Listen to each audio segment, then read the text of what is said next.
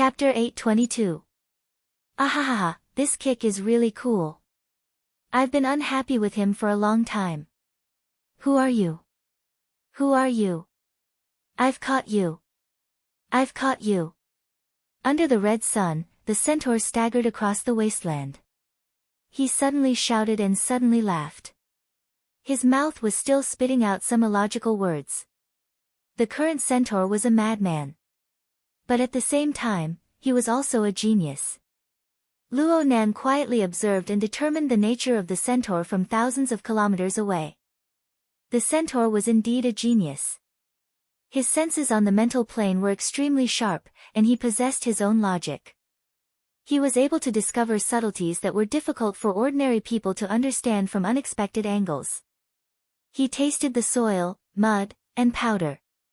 He started from the perception of the material and connected to a broader level of information. Luo Nan was still unable to understand the inconceivable aspects. It was no wonder that he was personally recommended by Old Yu despite his eccentric personality. He was one of the people with the greatest potential on the mental side of the Xia City branch. However, success came from geniuses. Failure came from geniuses.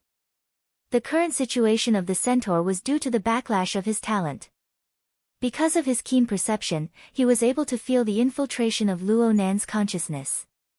He captured the traces of Luo Nan's existence and instinctively sensed the danger. Especially at the moment when he kicked down the true god in the laboratory. This unconventional operation had already exceeded the scope of psychological suggestion. It was completed by Luo Nan's forceful control, thus exposing even more traces. While the space of the laboratory was turbulent, the centaur relied on his talent and his unique sense of smell to trace back and form some sort of spying. The originally one-way conductive line became two-way. This was a fatal link. Compared to Luo Nan's level, the centaur was still far behind. Luo Nan's soul cloak, the multi-layered void interweaved in the sandwich domain, and the altar spider web that had just precipitated a huge amount of information from the abyss world. For the centaur, this entire mental plane structure was equivalent to a small abyss world. It was far beyond the scope of his understanding. Unfortunately, he still forcefully wanted to spy and analyze it. It was tantamount to opening the last throttle. A huge flow of information came crashing down. Luo Nan had already penetrated his mental defenses into 1,000 holes. He could not withstand the impact of the backlash no matter what. Moreover, centaurs didn't have an altar spider web, so there was no possibility of buffer precipitation. Under the impact of the terrifying information flow, the horned demon's mind domain, which had its own logic and rules, shattered like an eggshell. He's done for.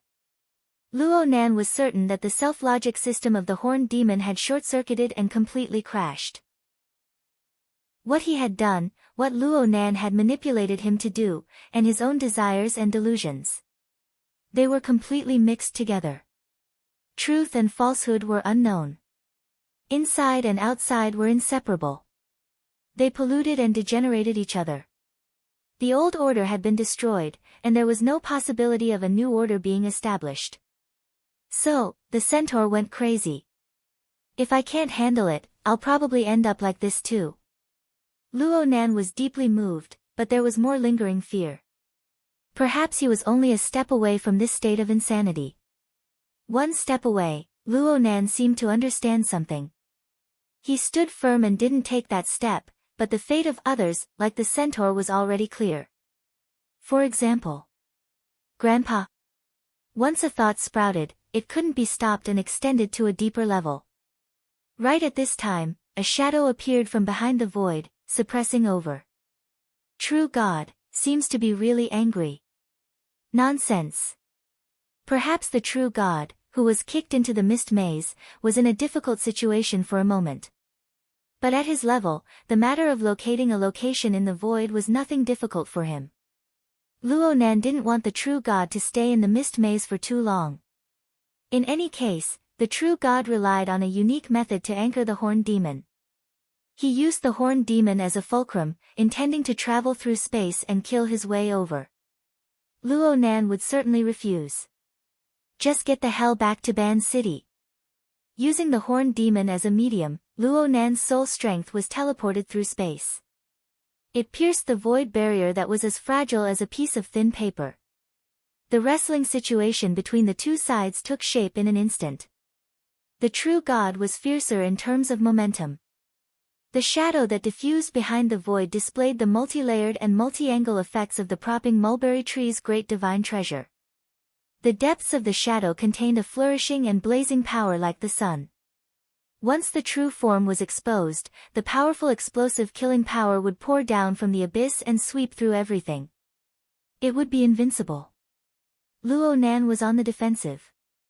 There was a bit of a gap in cultivation compared to the veteran extraordinaries, but the most important problem was that the horned demon was far too inefficient as a medium. Its mental state had already collapsed, and it had become a bad conductor. From time to time, there would be abnormal electrical resistance, and it greatly affected Luo Nan's control. The shadow had already penetrated the void barrier. It was like a dense shade under the sun. Dots and lines interweaved and scattered.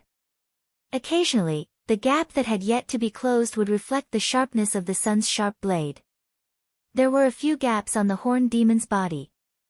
Just a slight drop would cause the skin to split open and flesh to split open. Caught you. The true god's telepathic thoughts were even more intense than the sun. He was speaking to the horned demon, but the sharpness of the telepathic thoughts was clearly piercing deeper into the mental domain. What to do? Then, a thought suddenly popped up in Luo Nan's mind. Using soul magnetization is just right. Huh, what the hell was that again? Luo Nan was absent-minded for a moment. Finally, his memories from some time ago were particularly deep. He quickly locked onto the corresponding region. The so-called soul magnetization was a certain scene from the external neurons offline test. The strange thing was that this method did not come from the relay station that Luo Nan had been researching and pondering about all this time. Instead, it came from his opposite, the vassal of the fantasy breed. Luo Nan had some impressions of it, but it was absolutely not as clear and deep as it was now. The information deposited in the abyss world has been activated. This was the only reason Luo Nan received. He was unable to analyze it in depth. The true god's power had already broken through the world and entered. Luo Nan brought out the power of the propping mulberry tree's great divine treasure without holding anything back. The power firmly locked onto the horned demon, piercing through the horned demon's fleshly shell. Luo Nan attempted to invade the mental plane and trace back to its roots. Luo Nan needed to organize a solid defense. Then let's do it. The altar's spiderweb seemed to tremble and ripple slightly. Rich and detailed information poured into Luo Nan's mind with this slight movement. The details of the scene from the offline test were so clear and precise that Luo Nan did not need to analyze it. He just needed to draw a ladle from the gourd. Luo Nan was able to realize an extremely similar effect. It was at this very moment that dark clouds and thunder appeared out of thin air outside of the true god's giant shadow palm and the sunlight blade under the high plateau's sky. The scale was far inferior to the scene from the offline test, but the necessary methods were not lacking in the slightest. Lightning curled around the horned demon's body, and mist spread out. The dual power that came from the material plane and the mental plane forcefully brushed down, distorting and even completely changing the structure of the horned demon's body and soul. Luo Nan's consciousness seemed to be assimilated with the mountain range of clouds in the test scene amidst his daze. They were indistinguishable from each other. Luo Nan clearly analyzed the marvels of its internal operation, slightly changing the scene, and efficiently using it on this side of the world. The horned demon howled in pain and struggled instinctively. The old and new wounds on its body burst open. It was a tragic sight to behold. But this bit of resistance no longer possessed any practical meaning under the effects of this power that exceeded the scope of his understanding. Mist filled the air, thunder rumbled, and lightning flashed. The horned demon's figure dissipated within the lightning, and then it was reborn. It was also at this moment that Luo Nan truly realized complete control over the horned demon. There was no longer any obstruction between the two.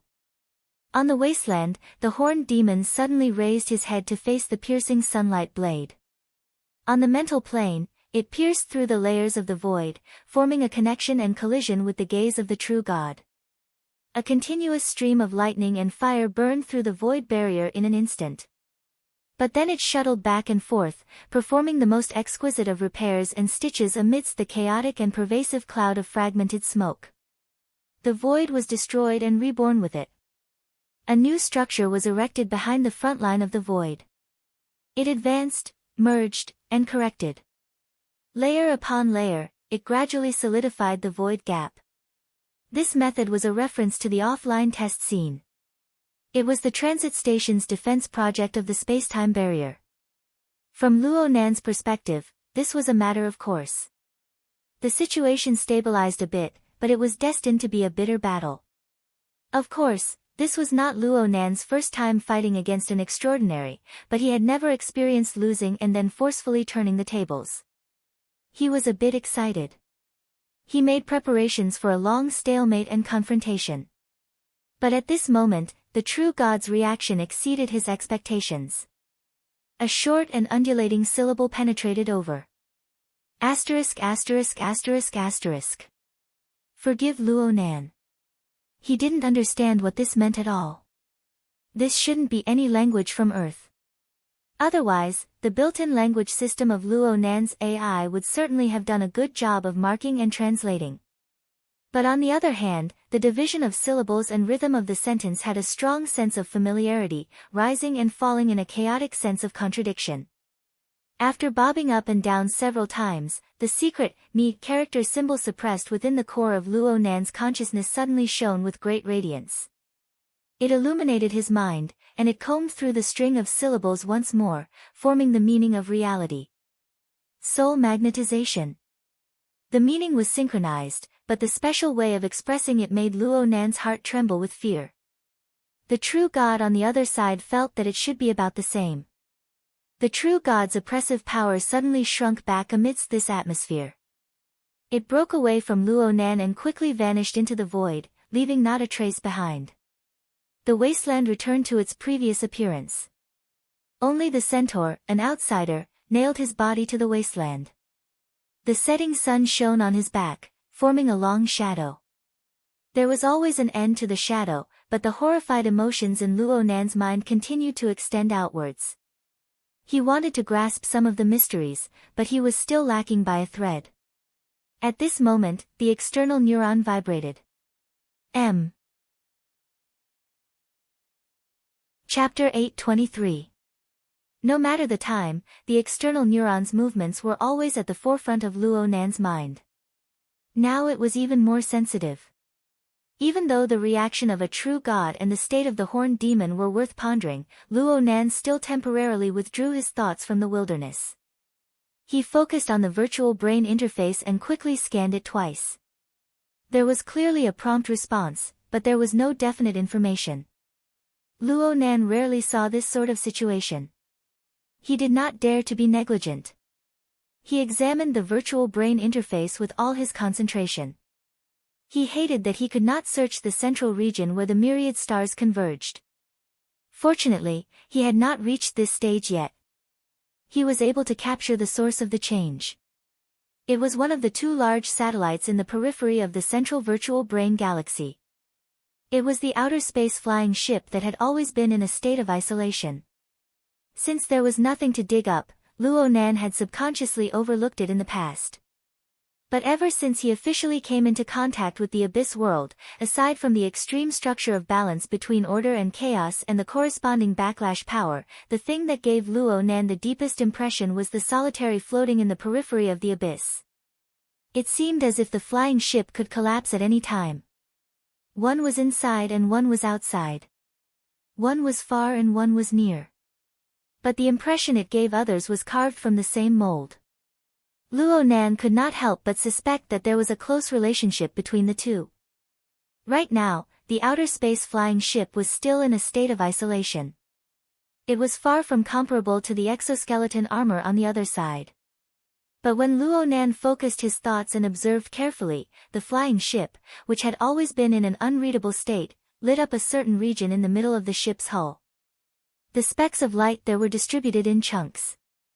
There was a dizzying effect, but it was more transparent. The light from the inside of the flying ship seeped out. It was as if the facilities and equipment in that region had been connected to an energy source. The program had been activated, and it began to hum and operate. Luo Nan's thoughts probed over, and they really did enter. The unreadable state of the outer space flying ship became history. It opened up certain privileges to Luo Nan.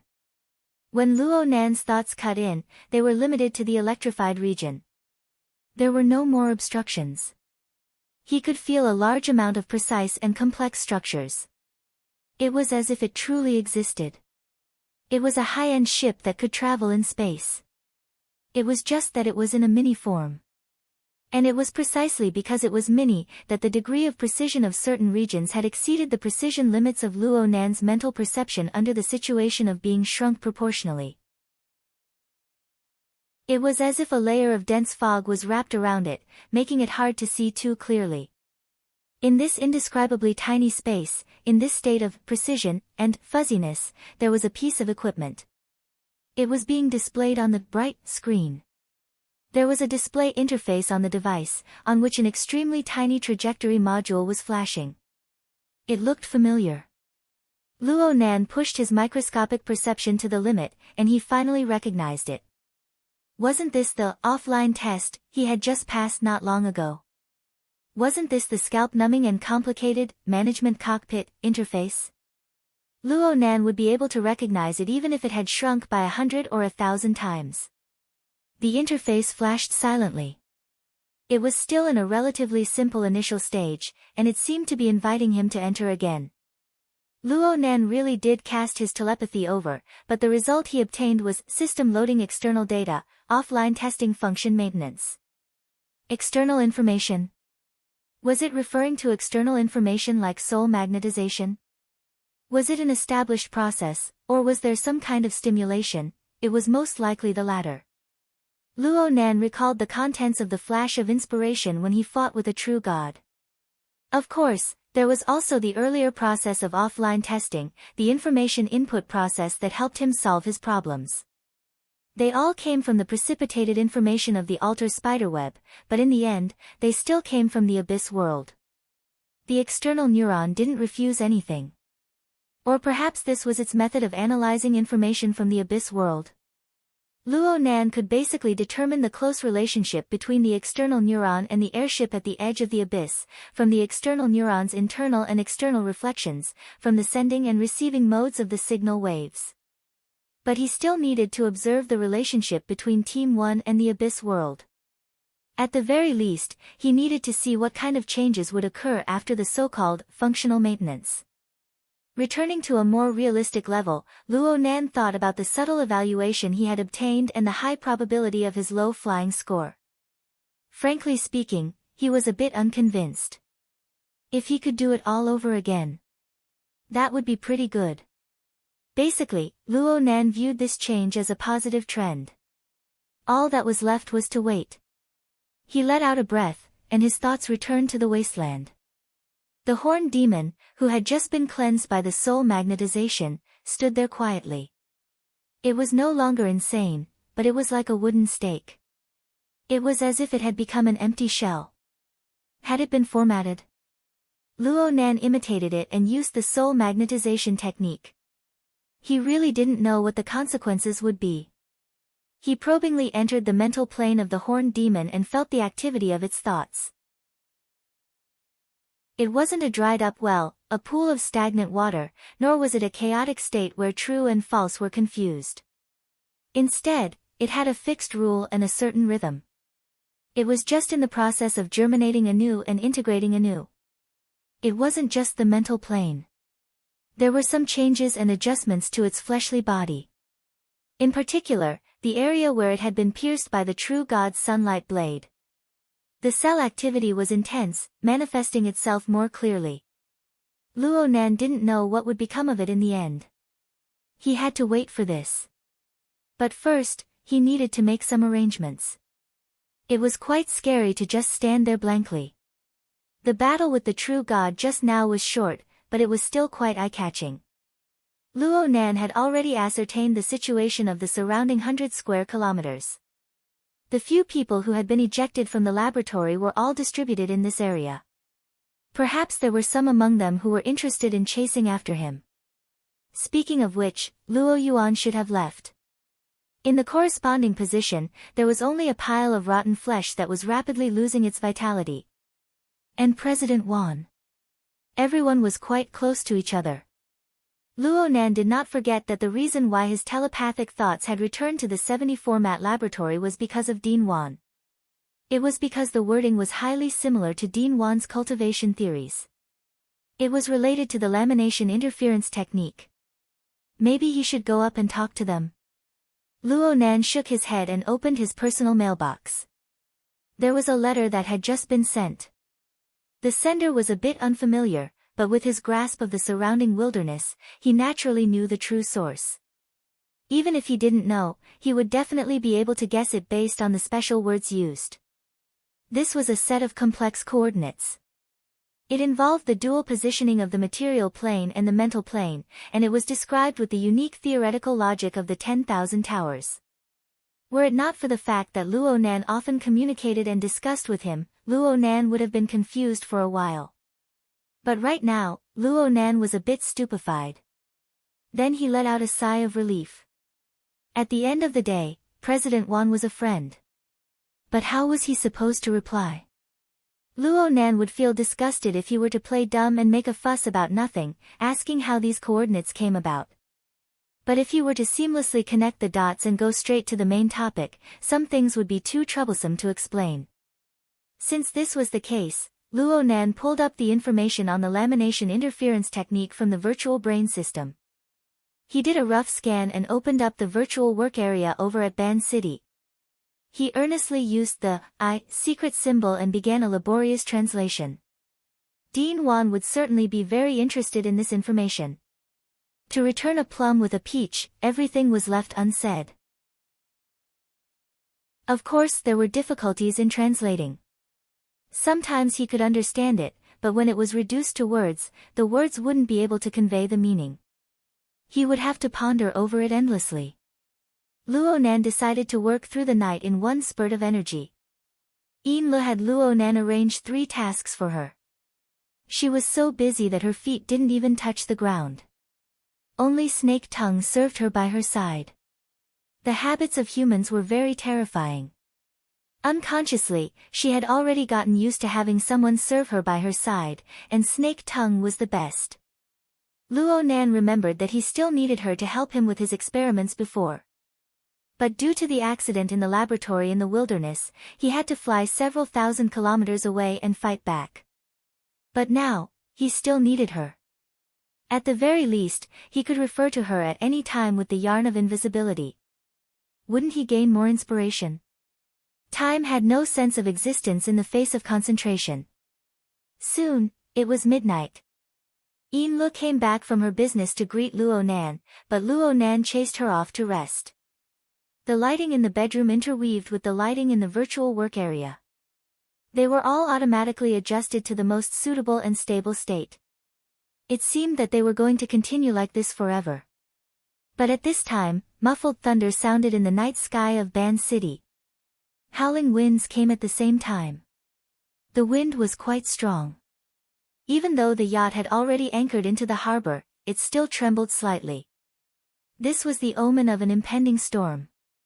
Snake Tongue, who had been massaging Luo Nan's shoulders, subconsciously took a deep breath. She didn't know why, but her chest felt a bit stuffy. Luo Nan's movements paused before she could think deeply. He laughed. A true god has returned. He seems to be in a terrible mood. Snake Tongue's mind was in a muddled state for an instant, but she immediately became alert.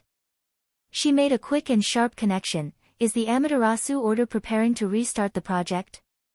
Who knows? Luo Nan blurted out without thinking. He lowered his head and continued his translation work. Snake Tongue's gaze focused on Luo Nan's face.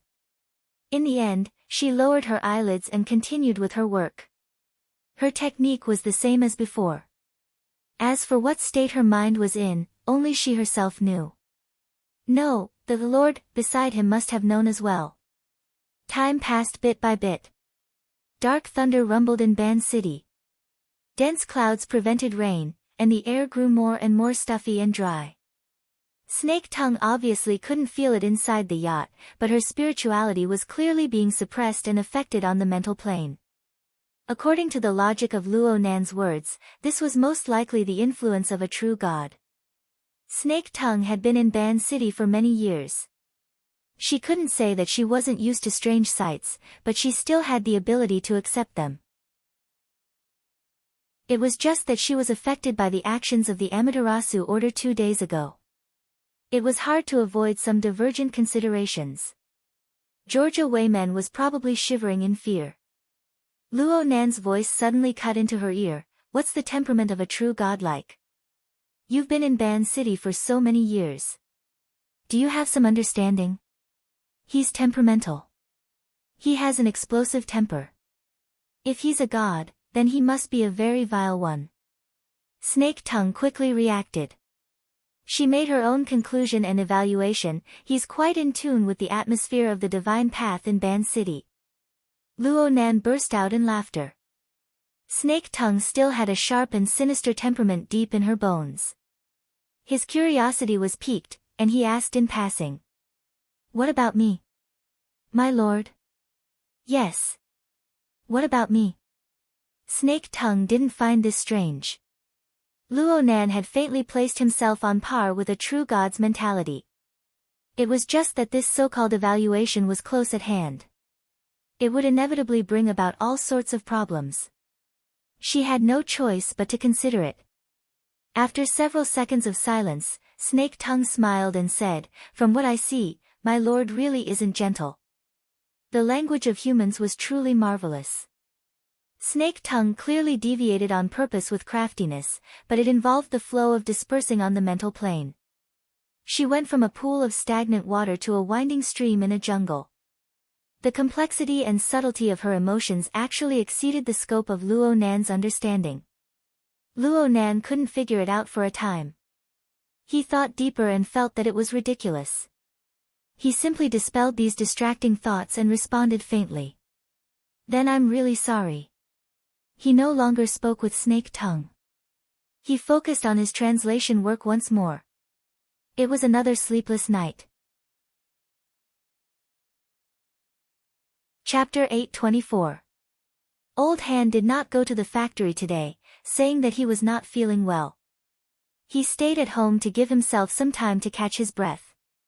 In fact, his body was indeed slightly injured. Diving 180 meters deep into the water and staying there for a long time, even with the support of his equipment, was too harsh for an old man. He leaned on the sofa, but he was not idle from time to time. His fingers were constantly moving in the virtual workspace, drawing the foundation structure that was formed or not.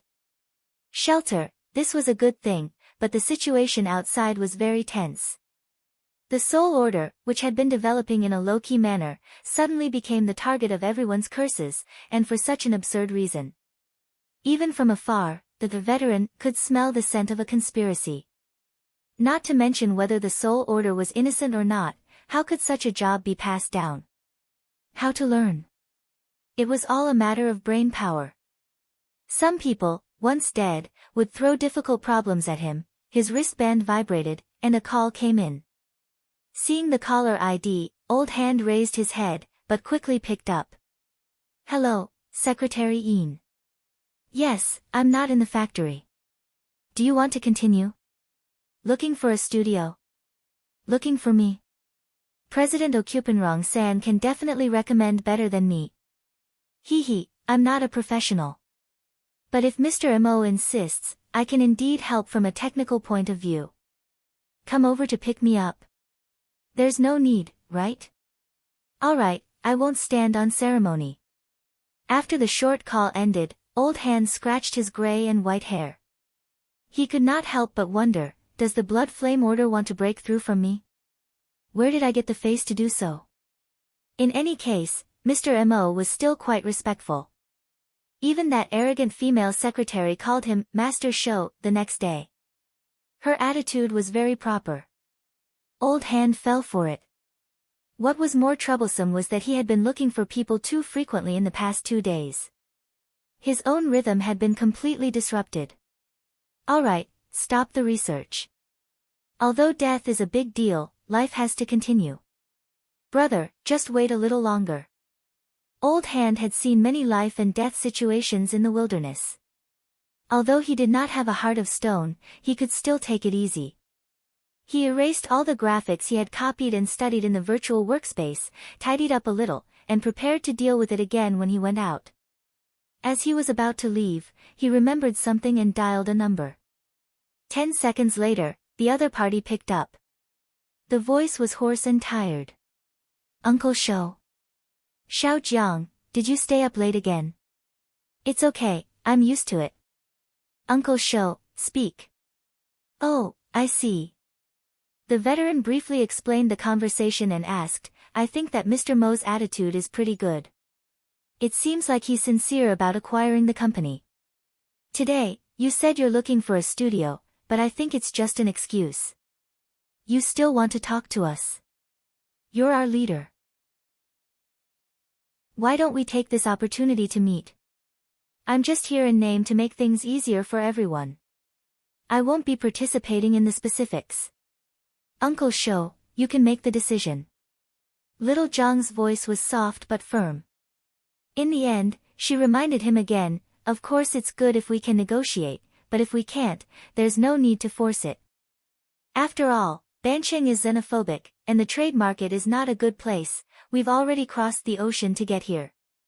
Why should we care so much? The veteran was open-minded. The infected people are still resources. They won't be cleared out so quickly, but they won't let go so easily either. Since we've come to Bansheng, we probably won't be able to return within a generation. It's good to have a foundation to let everyone settle down. A soft sigh came from the other side. Uncle Shou, thank you for your trouble. I should be the one thanking you. At this age, I don't have to worry about anything, but I can't help but take care of those bottles and cans, old and young. I can't do it, and it's all thanks to you. Uncle Shou. I said it a long time ago, this is to repay my conscience. Forget it, let's not talk about this. How are things on your side? Has the ownership of the laboratory been decided? Not yet. LRCF has been asking for a long time to buy it all together. It's been more than half a year, and they still haven't come to an agreement. Are they waiting for the Great Zay Church to collapse so that they can directly collect the trash? From a long-term legal perspective, LRCF's current investment and funding model will be less troublesome. But if there is a clear direction and we try to advance the project faster, it will be more efficient to integrate. I really want to know their direction, but looking at the situation in Bansheng, if we wait a little longer, collecting trash might also be a good business. Veteran laughed out loud, but in the end, he couldn't laugh anymore. Bansheng was in turmoil, and ordinary people like them, especially the living assets, who were detained on this piece of land, wouldn't have an easy time. Jiang Zhong was right, the peaceful trade market wasn't a good place. To put it bluntly, buying property here was just to create a beautiful bubble, to comfort the people. The call ended. Veteran sighed, patted his clothes, and went out. During the day, the peaceful trade market was centered around the trading center, and the prosperity radiated outwards, gradually decreasing. When he arrived at Veteran's Nest in Linshan, it was already very quiet. Most of the people went to work or to do business, and the entire residential area seemed empty, which was more in line with the traditional style of Bansheng. Veteran stood on the side of the street, waiting for Secretary Yin to come over. He was old, and he didn't have a good rest last night, so he couldn't help but yawn again. At this time, from the corner of his eye, he saw a high-end black MPV approaching from the opposite side of the street. In this residential area, there were fewer such vehicles, so he thought it was Secretary Yin's car, so he turned his head and took a few more glances. At this time, he received another call. I'm on the side of the road, and I saw. Hey, you guys haven't arrived yet? No, don't worry, I saw wrong. Oh, yes, it's here. As he spoke, the black MPV that he had mistaken for slowly drove past him. Coincidentally, a similar black MPV drove over from the corner of the street a little further away, and the two cars passed each other on the relatively narrow street. Later, this car stopped next to Veteran. Ian deliberately got out of the car to formally greet Veteran and helped him open the door of the main compartment. Veteran saw Mr. Mo smiling at him from inside the compartment, and his wheelchair was placed next to him. Previously, Secretary Ian didn't mention that her boss was also coming over. Unexpectedly, the Veteran was a little overwhelmed by the unexpected favor. If one was unaccountably solicitous, one would definitely have ulterior motives. Could it be used here? Hundreds of thoughts flashed through his mind, but he didn't delay.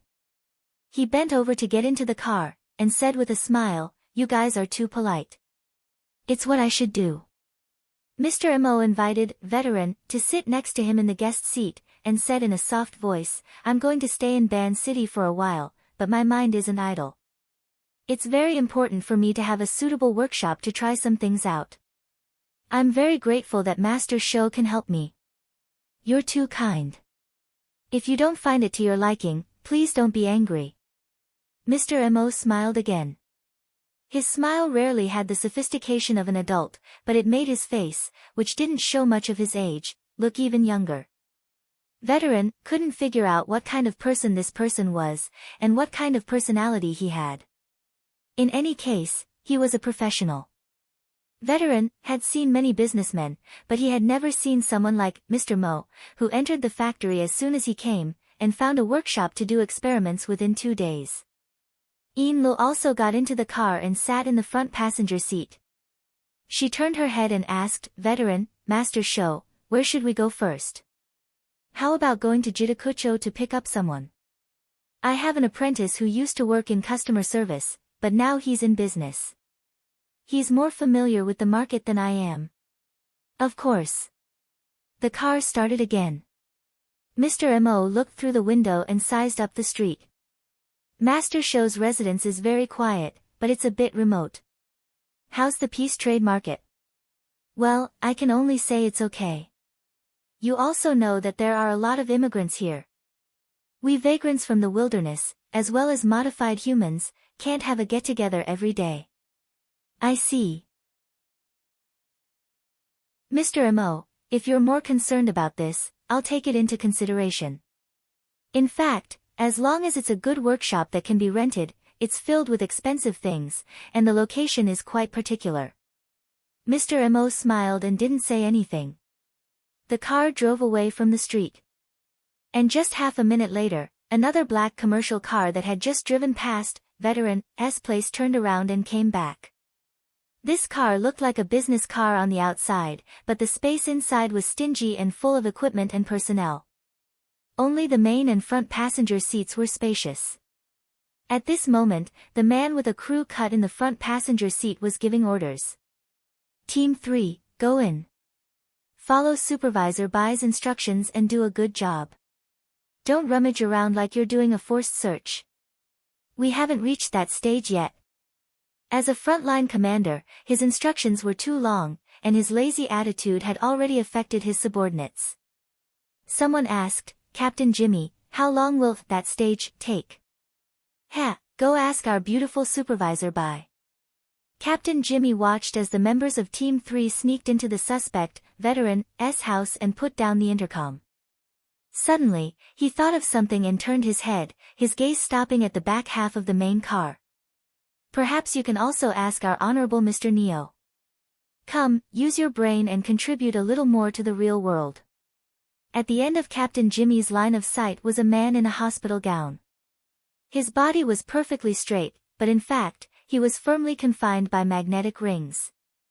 At the same time, 7 or 8 tubes of different thicknesses were inserted into his mouth, nostrils, and even the skin on the back of his neck. They went up to his brain, and the ends were connected to the equipment on the side. This Mr. Neo had a blank expression, but the various electric signals extracted from his body formed a rather effective stream of information. A large number of blurry and shaky images were displayed in a specific projection area. There were some relatively clear figures inside, and they were constantly changing, including Veteran. Chapter 825. The middleman that Veteran introduced to Mr. Mo was a young man named Wu Li. He had a dark complexion and was as thin as a stick. At first glance, he looked like someone who was malnourished or a long-term drug addict. However, his eyes were bright, his steps were light, and his mind was fast. He only communicated with Mr. Mo for a few times before he figured out Mr. Mo's pulse. Although the workplace he chose was not satisfactory, it was still quite good. In more than an hour, they had gone to 3 locations. Mr. Mo did not feel annoyed, at least on the surface. Next was the 4th location. Veteran had joined in the fun earlier, but he gradually felt sorry. He pulled Wu Li to the side and whispered in his ear, "Do you have any idea? He is not good at walking. You can't do anything from top to bottom." Wu Li grinned, "Master, Mr. Mo has a beautiful secretary to serve him. What is there to do? What he needs, however, should be a high-end, well-equipped place that is quiet and able to withstand the torment. He is an expert. Practicality is the most important thing. Master, you are an old man. You have never fought a rich battle in your life. Moreover, you are a technician, and he is a boss. Your way of thinking is definitely different. I think Mr. Mo entered the workplace because he wants more inspiration. He doesn't care about the form or the process. In short, he was a money-burning boss." Wu Li did not finish his words, but Veteran saw through him. He scratched the back of Wu Li's head, telling him to restrain himself. It was not right to say that Wu Li was cheating. He just kept hinting that there was a better choice than this one. He took advantage of Mr. Mo's high requirements for equipment and insensitivity to price, and raised his psychological threshold bit by bit to enjoy a higher premium. After getting back into the business car, Veteran apologized on behalf of Wu Li. Although Mr. Mo did not say anything, it was good to make it clear in advance. Moreover, Veteran vaguely felt that Mr. Mo was a person with clear eyes and a clear heart. His disciples' thoughts might not be hidden from him, but Mr. Mo was magnanimous and did not care. The more it was like this, the more he had to lower his attitude. Mr. Mo laughed, "It's okay. I don't care about going to a few more locations. I just want to find a suitable working environment to deal with technical problems. You can say that I am looking for inspiration." Wu Li, who was in the back seat, immediately hid his head in the waist of his trousers. The Veteran turned around and glared at him. But judging from Mr. Mo's expression, he really didn't care. Mr. Mo really knows what he's doing, and he's standing at a higher position than us. He's also more knowledgeable, and he's a person who needs to expand. He said with a smile. "No, for now, I'm only doing some technical conversion work. Whether it's looking for a workshop or buying a factory, it's all in service of this goal." "I see." It was true that he was looking for a private workshop today, but it would be too pretentious to say that he didn't want to talk about the acquisition at all. The Veteran took the opportunity to add some weight to his side. "Let's not talk about anything else. Half of the people in the factory came from the wilderness of the old continent. They've been with me since they were young. They've also been through wind and rain. They're different from those cowardly Osaka people who only know how to dawdle. I brought it from the wilderness. It's direct and durable. Strong hands-on ability." Wu Li tried to make up for his mistake by concluding at the end.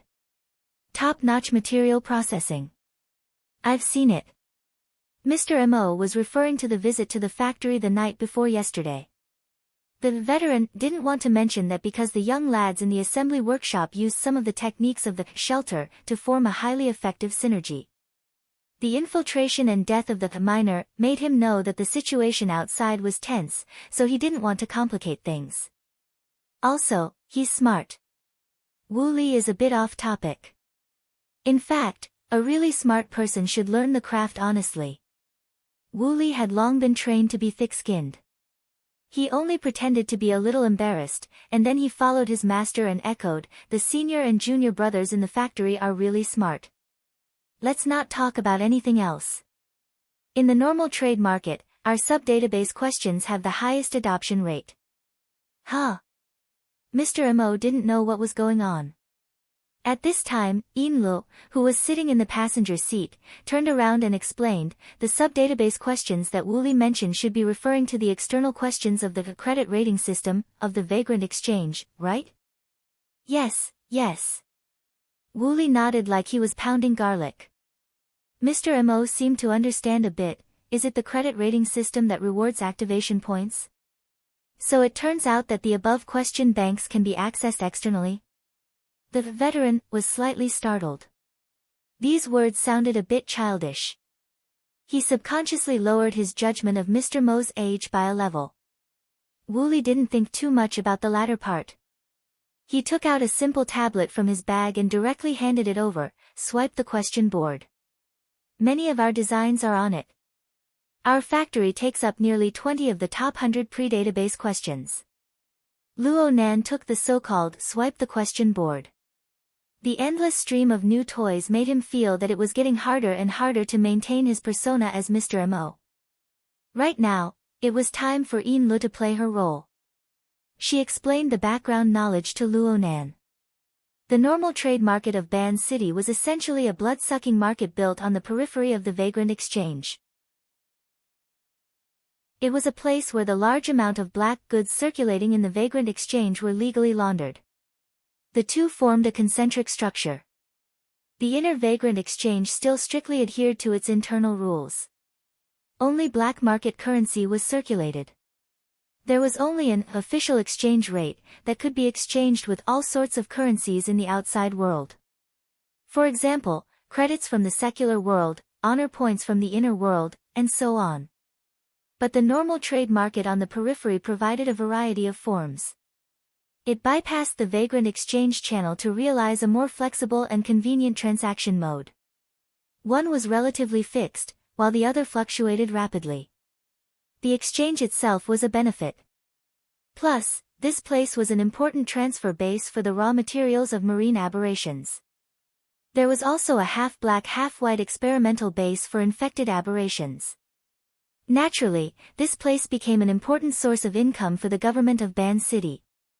It was also the best place to launder large amounts of money. And the black market currency was an important leverage. It was in high demand. Many specialized professions and products revolved around this. The swipe the question board was one of them. Due to the Vagrant Exchange's credit rating system, it gave every participant the opportunity to obtain a certain amount of black market currency for free. Many people relied on the system to swipe questions, unceasingly increasing their level and evaluation. They obtained black market currency to exchange. But every time they logged into the system, it was a test. If they failed the test again and again, their evaluation would be damaged. So some people thought of an idea. They used the method of ants moving houses to gradually transfer the credit test question bank out. They integrated it into the so-called swipe the question board to be used for daily practice. Although the questions in the question bank were as vast as the sea, there were always traces to follow for each profession. If they swiped a few times, they would have a bit of an impression of each question. Then, with a bit of luck, it was possible to jump 2 or 3 levels above their actual level. The higher the level, the more privileges one could enjoy in the Vagrant Exchange. In a certain sense, it wasn't something that could be measured by a few points. They're persuading people to make progress by swiping questions. Luo Nan gasped in amazement at the imagination of the people of Ban City. But what the hell was the external question bank and the advanced question bank? Chapter 826.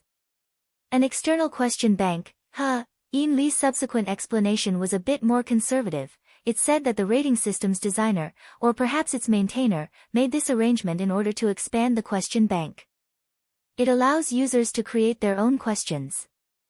Through a certain evaluation and filtering mechanism, questions that don't belong to the original question bank will be absorbed.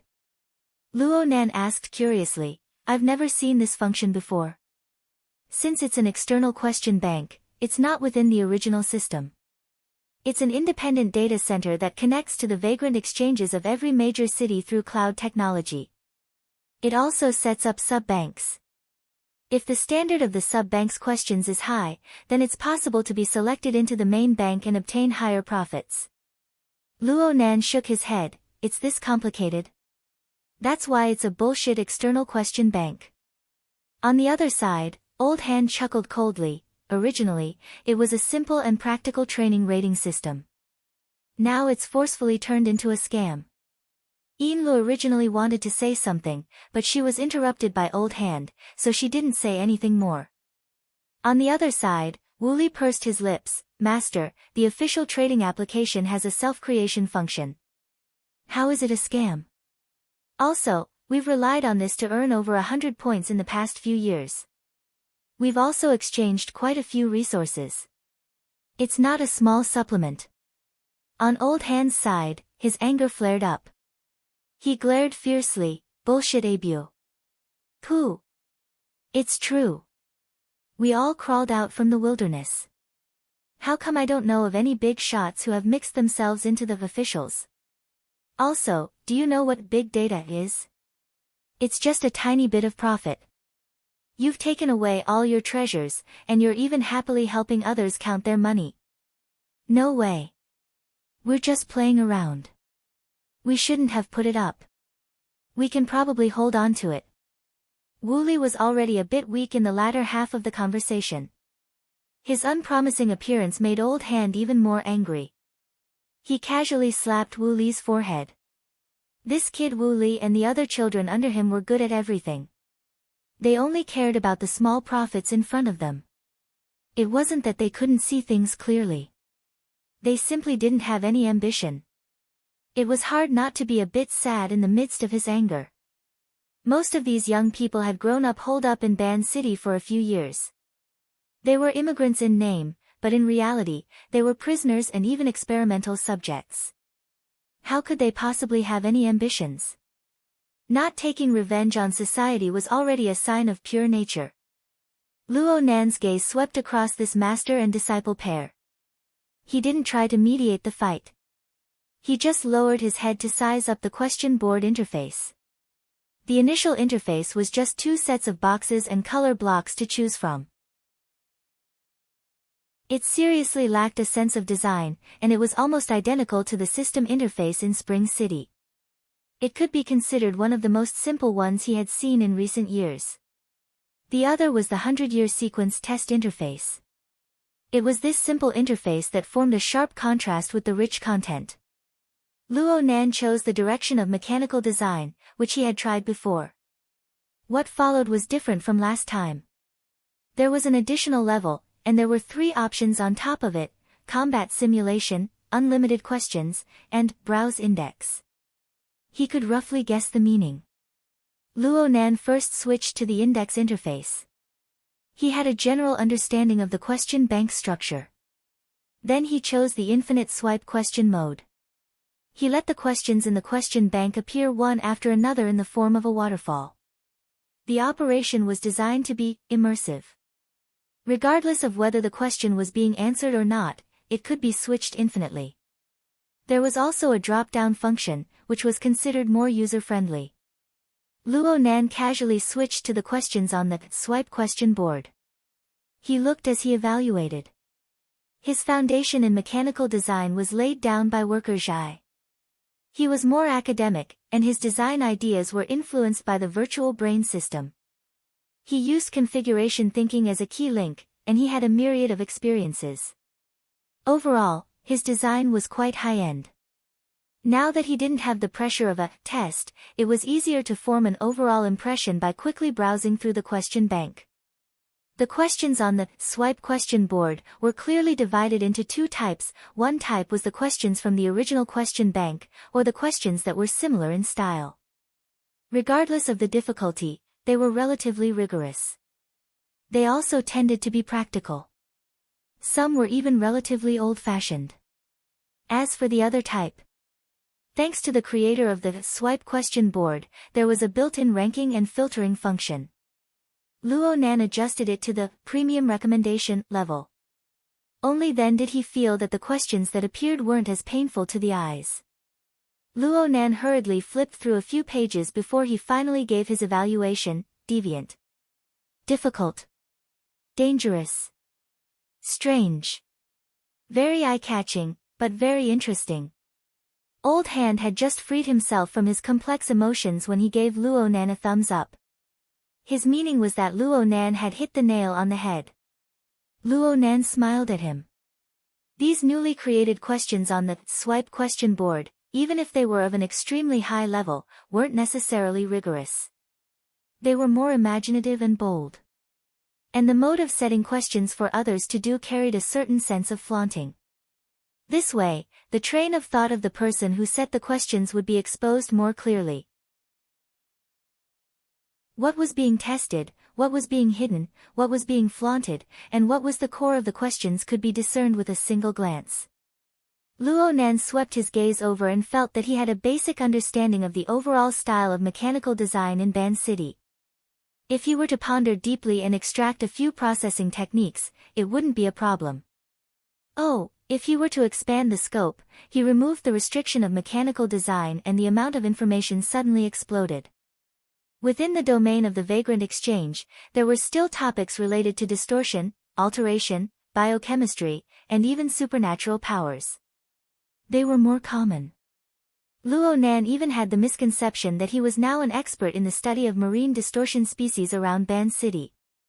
From hunting and gathering, to processing and processing, to design and manufacture, to practical use, all sorts of information was available.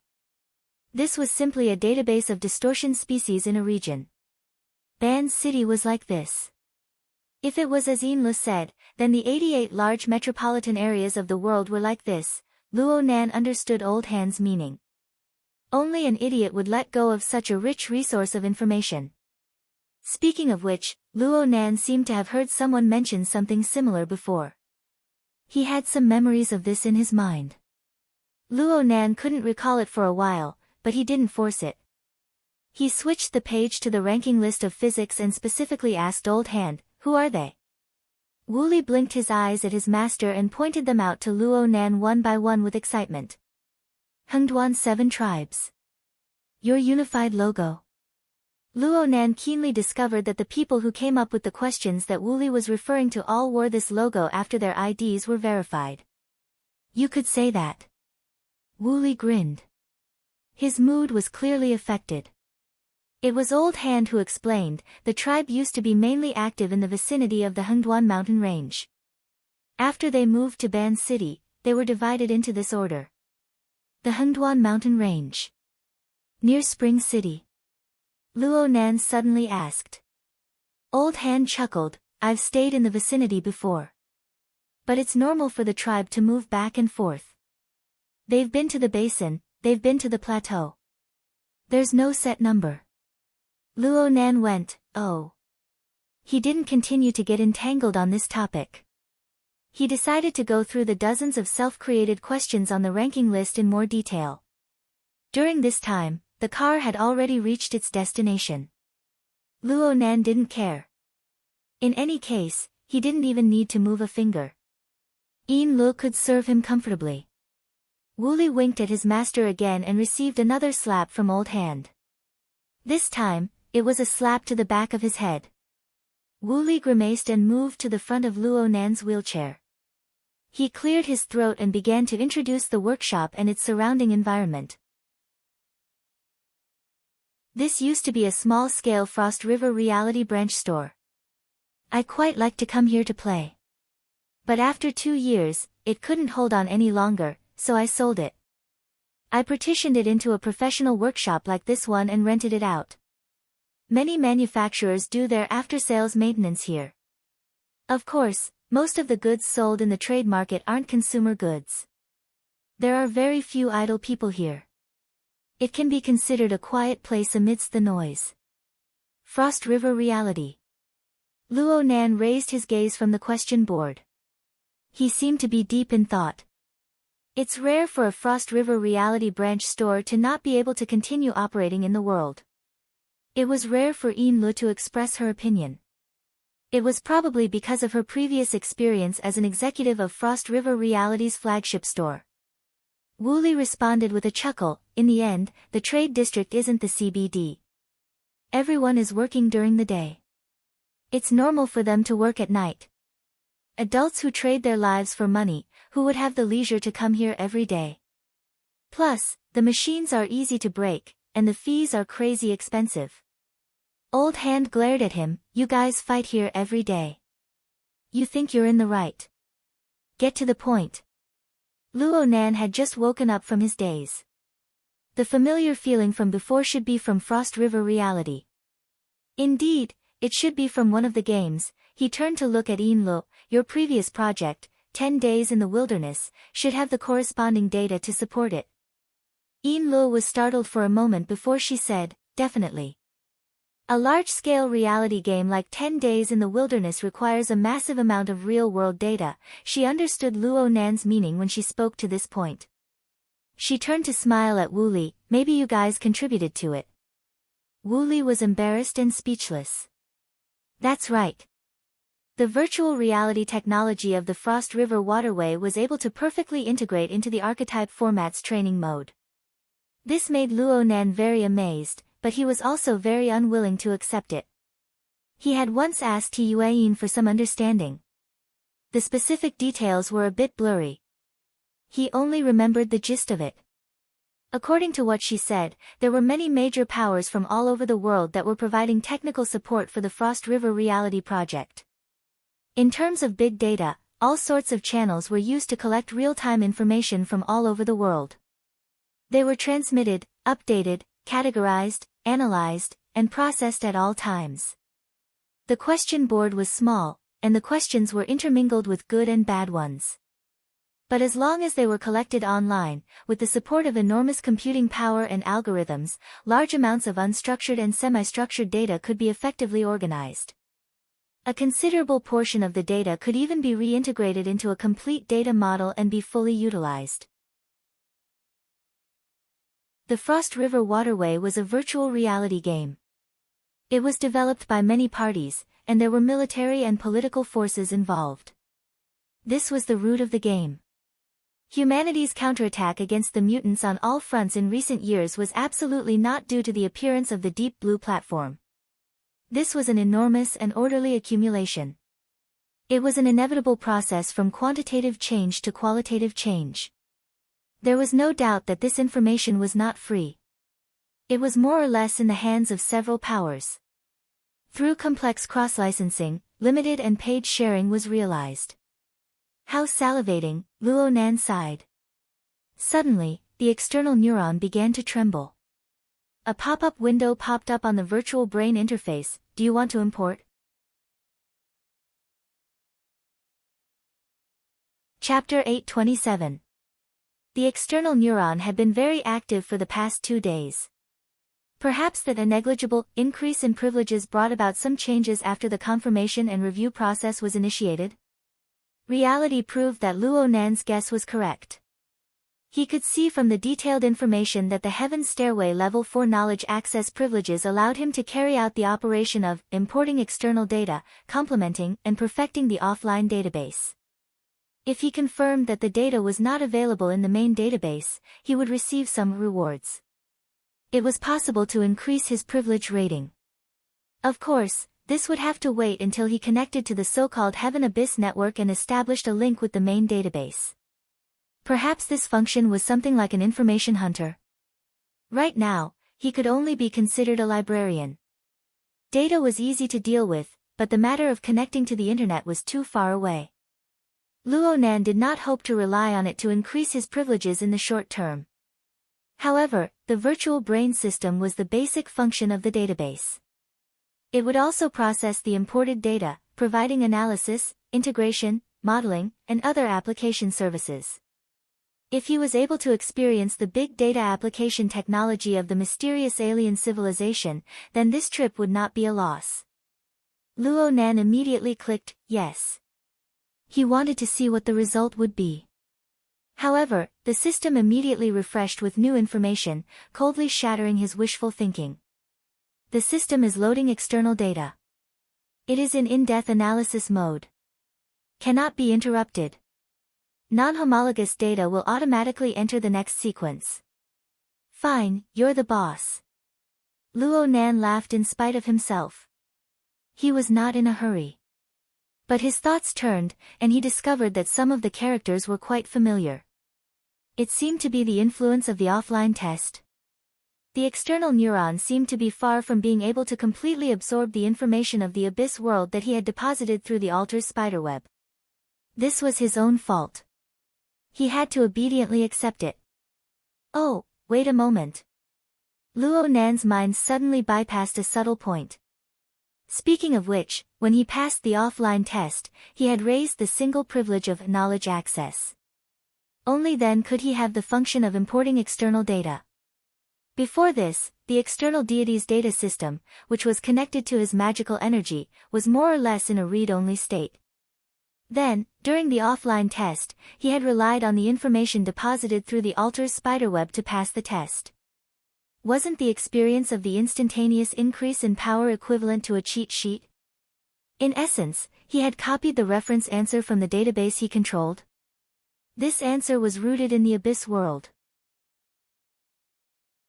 Thinking about it this way, the relationship between the abyss world, the external neuron, and Luo Nan himself was quite subtle. No matter what, the data had to be imported. What Luo Nan wanted wasn't just to brush the pitiful 100 or so gigabytes of data on the question board. He wanted to dig deeper. Not only did he want to dig up the data in Ban City, but he also wanted to dig up all the major data centers in the world if he had the chance. He wanted to see which was better, the priceless data storage and processing system or the external neuron. Stones from other mountains can be used to improve jade. Luo Nan had to admit that this idea was quite shameless. However, he still hoped that he could use this method to sort out the information he had accumulated during this period of time and come up with a clearer context. It must be known that Luo Nan's soul cloak could be found all over the world. It was an extremely high-end data collection system, but it was limited by his own brainpower. It did not possess the ability to conduct in-depth analysis and calculation. He could only rely on the external neuron's built-in applications, such as the assembly interface, to conduct filtering. As the external neuron's built-in database was too high-end and not down-to-earth, many of them were not suitable for Earth's existing environment. In particular, the processing capabilities were seriously unmatched, and most of the plans given were impractical. Under these circumstances, Luo Nan urgently wanted to know what the result would be if he were to combine the virtual brain system with Earth's real data, as well as the precipitated information from the abyss world. But it was useless for him to be anxious right now. He could only obediently line up. Mr. Mo, what do you think? Huh? This place. Not bad. Most of Luo Nan's thoughts had shifted to the virtual brain system. He didn't pay much attention to Wu Li's explanation of the reality plane. But after 3 rounds of grinding, Wu Li, this clever devil, had basically grasped Luo Nan's context. He had more or less calculated the corresponding premium. The workshop introduced this time was already very close to Luo Nan's needs. Luo Nan had more or less understood this point before he got off the car. He had come to find the veteran today. He wanted to find a suitable workshop to research the lamination interference technique and the corresponding creation techniques. This was indeed one of the most important reasons. But there was another reason. He wanted to go a step further in communicating with the veteran. He wanted to establish a natural and close relationship with this former vagrant of the wilderness who seemed to be old friends with his father, mother, and grandfather. The current trend was pretty good, but there was still a lot of room for improvement. Therefore, Luo Nan didn't focus the conversation on the workshop. Instead, he waved the question board in his hand. I just looked at it.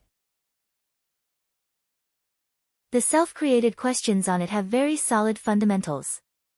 Some of the ideas are quite brilliant.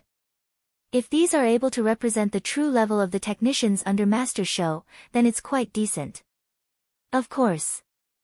If it weren't for Master teaching us to keep a low profile, then it wouldn't be a problem for us to dominate the rankings. Wu Li could already see the intent of cooperation in the veteran's heart after getting along for so long. He advocated with even more vigor, making it easier for him to take the initiative in future negotiations. Luo Nan just smiled. He didn't respond to Wu Li's words at all. He just said to the veteran, "I've only skimmed through the external question bank of Ban City. It seems that the regional characteristics are quite strong. I've also seen the feasibility study report that Secretary Yin gave me. In the area surrounding Ban City, the manufacturing and processing of mutant materials, even if it's high-end products, are basically made from the surrounding marine mutant species. The coverage is a bit smaller.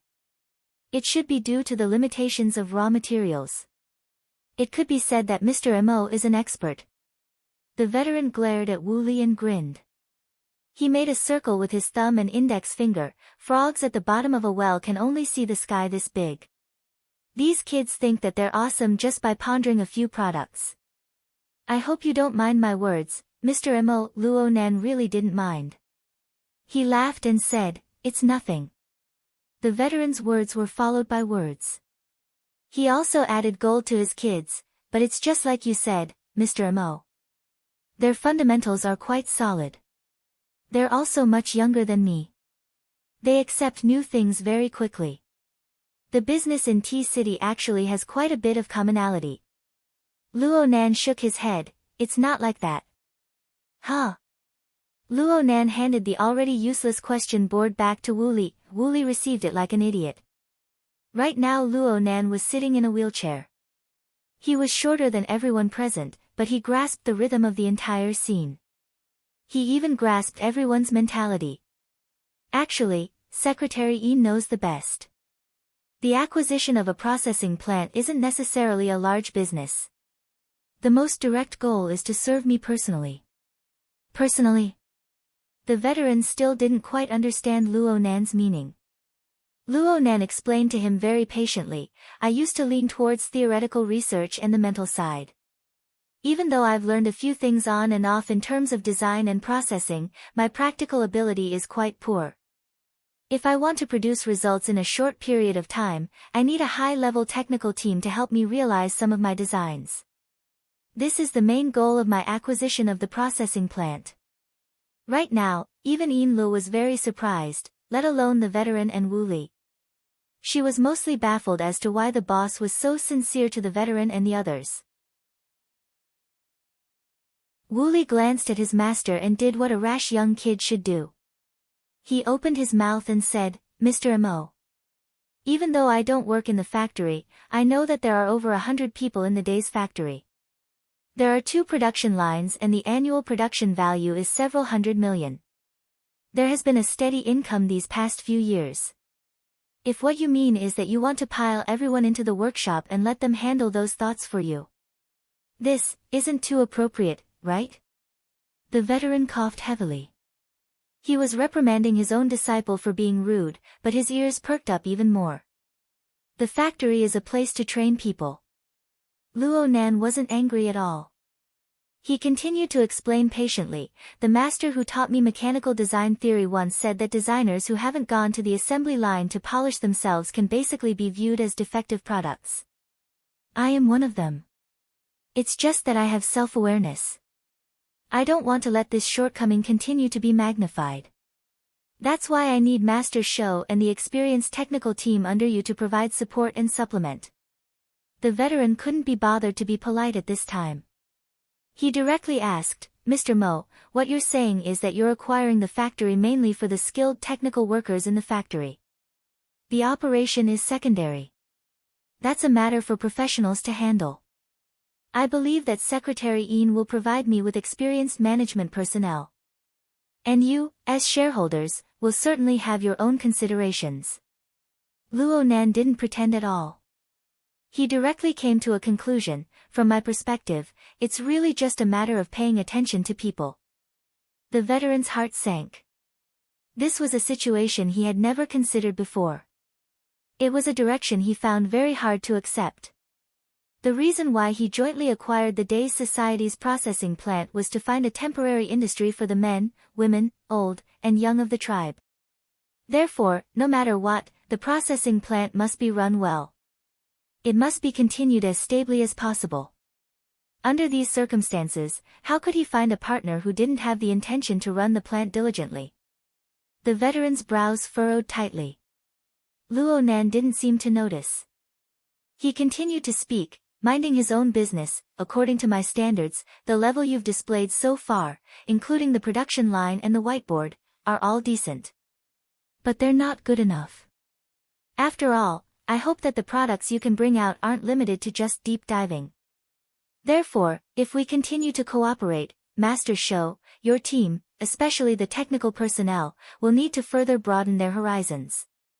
In short, you can't stick to this one place, Ban City. You need to go out for further training, to receive tempering. Training? Going out for training. Wu Li's voice suddenly rose by an octave. The veteran was a bit stupefied. He subconsciously locked gazes with his own apprentice, wanting to confirm this information. Going out for training? Leaving Ban City.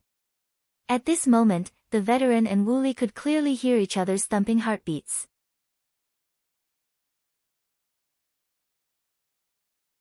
Chapter 828. D City, Spring City, Xia City, Ji City. Even Luoyang City on the other side of the ocean. As long as it can help me improve, I can consider it. Luo Nan blurted out the names of the cities he was more familiar with. Objectively speaking, there was a suspicion of exaggeration. However, when it came to expression and speech, this kind of parallelism was definitely very effective. Not to mention that Yin Lu was helping him. Though Yin Lu didn't understand why Luo Nan didn't communicate with her beforehand and suddenly said this, one of her duties as a secretary was to support her boss. She began to rack her brain from the moment Luo Nan brought up this topic. She keenly grasped the opportunity to cut into the topic, taking advantage of the situation to supplement and perfect it. The Castle Financial Group has always had a system of commissioned students. They have cooperated with many famous schools, enterprises, and even the military all over the world. We are happy to give talents with potential a chance to improve further. Of course, we need to sign a training agreement that is in line with the interests of both parties and in accordance with the law. The length of service must also be extended accordingly. That would be more reasonable, more realistic. Veteran Hand and 5 centimeters were breathing heavily, but they didn't even realize it. Mr. Mo's gentle voice continued to seep into their ears and minds. Wei Peisheng is an existing system. If you're interested, you can ask Secretary Yin about it. I have no one to speak of. I don't expect everyone on Master Shou's side to be talented, but as long as 1 or 2 of them can meet my requirements and be of use to me, I will have achieved my investment goal. The veteran felt that he could no longer hold on. The various worries and barriers in his heart instantly cracked under the plan that the other party seemed to have prepared for a long time. It was just a matter of blowing a breath away from complete collapse. However, Mr. Mo stopped here and returned to the nominal topic of the day. This is it. I'm very satisfied. What procedures do I need to go through if I want to rent it? I'll go get it done. I'll go get it done. Wu Li felt as if he had just woken up from a dream under the illumination of Luo Nan's gaze. He went to contact the service staff in a flurry. Seizing this opportunity, Veteran Hand deeply adjusted his breathing and calmed down the pain that was hard to control because he had struck his ribs. He also felt joy that was almost uncontrollable. At the very least, it was a form of hope. If the young people in the tribe could take advantage of this cooperation to escape from this cage and live openly under the sun, all the joint venture purchases would not be an obstacle.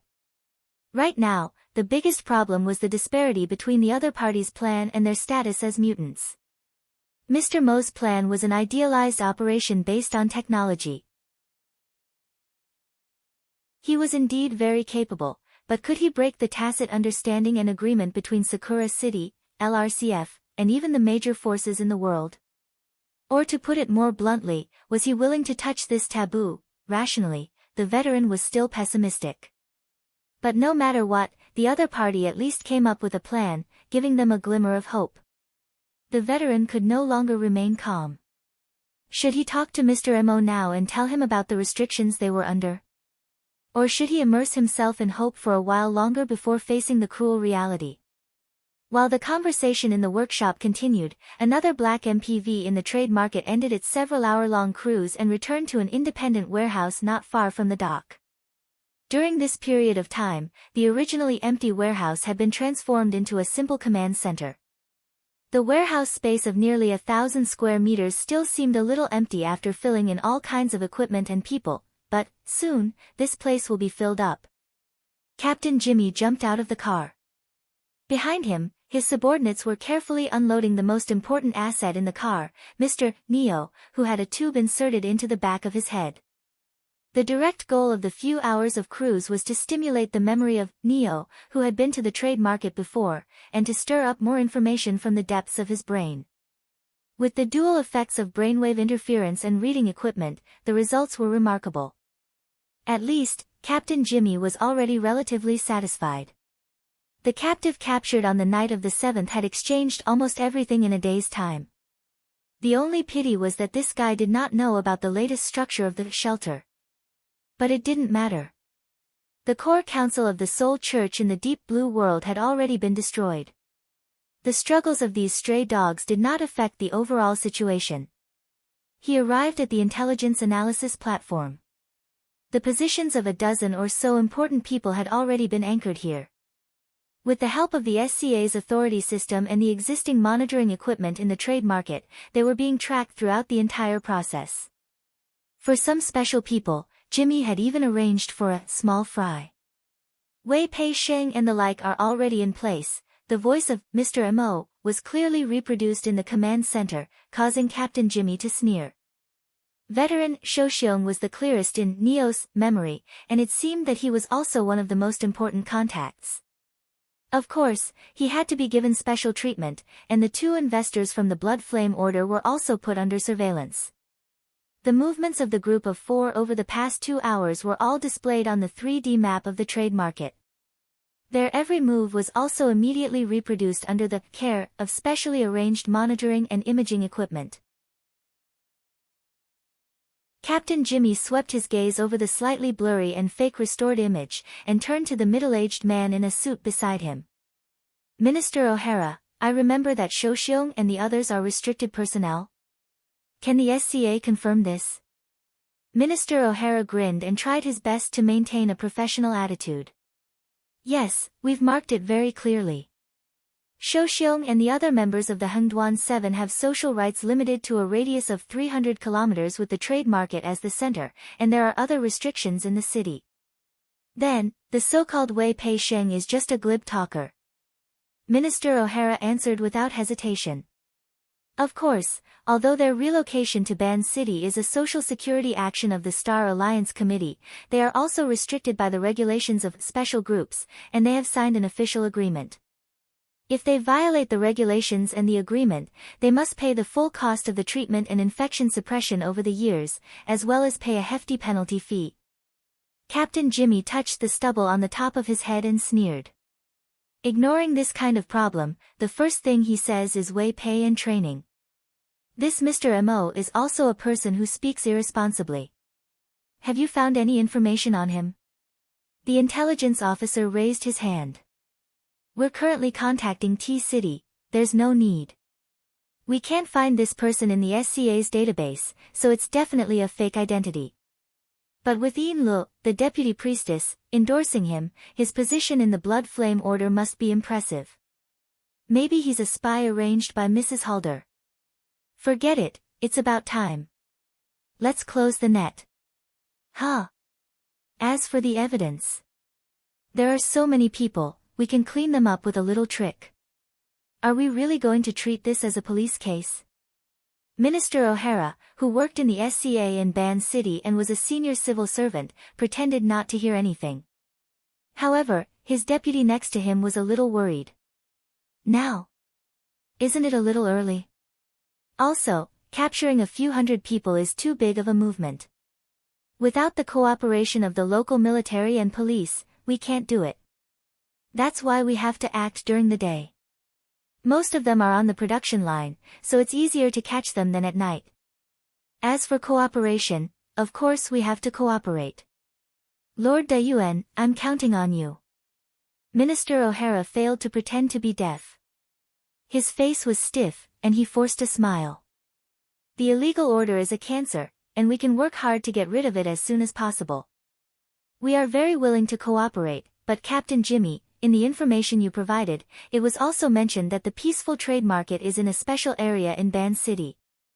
With my authority, I can't mobilize enough police here. In fact, the SCA needs to coordinate with the police again. Don't worry about coordination. Don't we have Supervisor Bai? She's been hanging out with that guy from the Yuchuan family for the past 2 days, so she can help.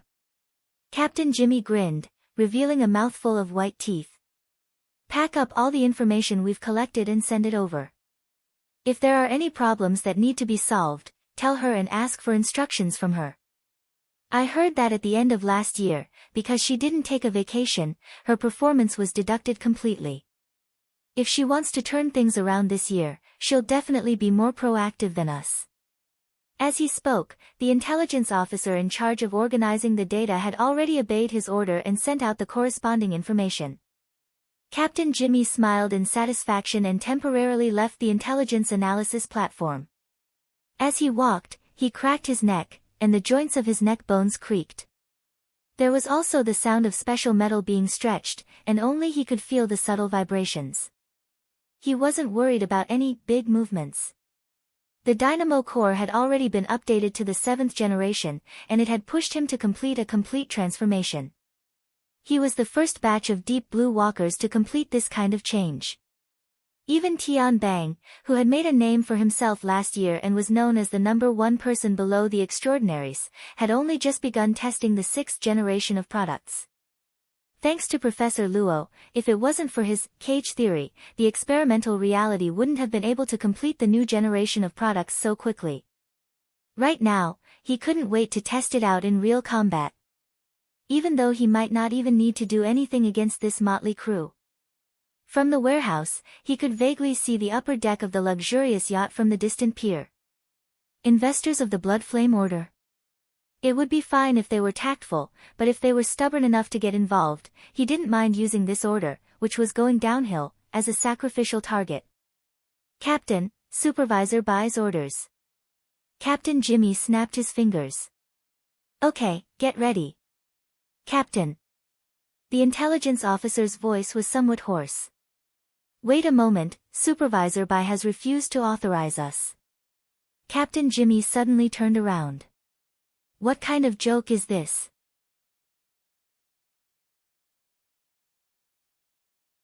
Chapter 829. Supervisor Bai, regarding the arrest operation, I hope you can give me a clearer instruction. Captain Jimmy felt that his authority as a leader had been seriously challenged after making a fool of himself in front of his subordinates. He immediately called Bai Xinyan and taunted her back in a seemingly polite but actually forceful manner. The response from the other side was very flat. Then, you can rest here and continue monitoring if you have nothing to do.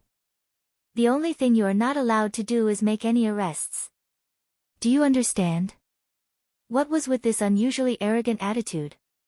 Captain Jimmy did not care about his tone. He had never taken Bai Xinyan seriously in the past. Today, he was unexpectedly hit with a stick. Now that he had to respond, the other party's attitude was like adding fuel to the fire. He unconsciously raised his voice. Reason? Overall judgment. What a good reason. Captain Jimmy could no longer maintain his polite facade. The only thing that drove him to continue speaking was the long distance that his fists could not reach. He could only smash his fist against the wall of the warehouse and explain his reason through gritted teeth. From Neo, we can confirm that there are missionaries from the Soul cult who have made contact with the nomads of the 7 tribes and are preaching. The fish that slipped through the net 2 nights ago has most likely re-established contact with them. That person is an important person who has control of the shelter's new core configuration. If we allow him to spread this configuration and allow the soul cult to rise from the ashes, who among us can bear the responsibility? The configuration is only a standard, there are no secrets. As for the soul cult, as long as they use this method to preach, they are destined to lose everything. Bai Xinyan was still calm and collected. She did not mind debating with Captain Jimmy. As long as we know the people involved, it doesn't matter if it's the new version or the old version. It's not difficult for us to analyze it. As long as we can decipher it, with the characteristics of the shelter, the faster it spreads, the greater the harvest will be. Why not? Of course, I'm just saying this casually. Currently, the situation in Ban City is very complicated. There are a few people with strong influence and leadership who are not emotionally stable. I don't want a problem that could have been easily solved to become a problem because of someone's violent style. How about this explanation? Captain Jimmy's head was about to explode from anger. You directly pointed out names. Don't you feel tired of beating around the bush? Bai Xinyan's low chuckle came through the communicator. This is indeed a problem of understanding. Of course, there are some small taboos. As the commanding officer of the operation team who has undergone strict training, you should have this basic quality. Captain Jimmy, you can come up with a new plan and report it to me according to the procedures. I will make a fair judgment. Please believe in my basic qualities. Manners my ass.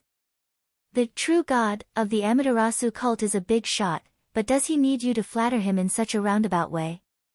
The corner of Captain Jimmy's eye twitched. If they were face to face, he might just throw a punch at them and walk away. But if he took the initiative to hang up now, things would be even more difficult to solve. Damn it, it's better to be in charge than a county magistrate. When he was sent to Ban City to carry out a mission, he didn't expect that he would be defeated by a woman who was only a manager in name. It shouldn't be. Bai Xinyan was indeed a manager appointed by Quantum Corporation. She also had a very strong relationship with the Deep Blue Laboratory. Rumor had it that she was Wang Yu's lover. But this wasn't a reason for her to overrule the judgment of the frontline commander. Jimmy and his operation team originally belonged directly to the Deep Blue Laboratory.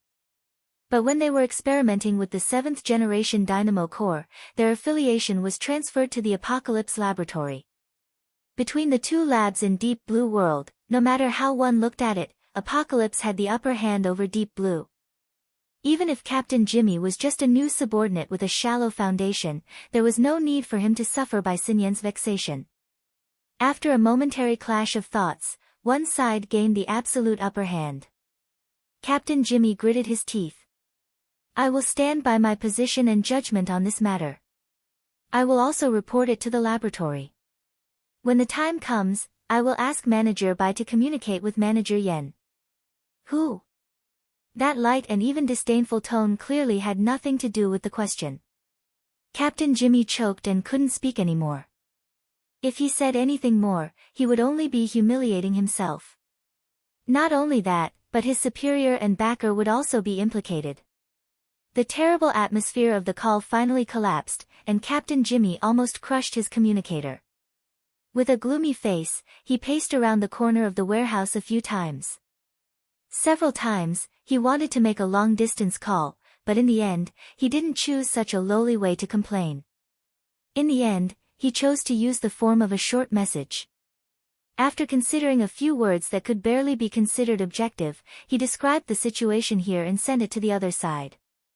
5 minutes later, there was a buzzing sound, and the other side replied to the message. The sender was Yan Yongbua. The message was very short. Watch the show first. Captain Jimmy had followed this person for more than half a year, and he knew that this true superior of his wasn't referring to Bai Xinyan, nor was he referring to Bai Xinyan. Instead, he was referring to the greatest pleasure he had been looking forward to recently. It was a show of coercion and bribery led by capitalists in the vast Pacific Ocean.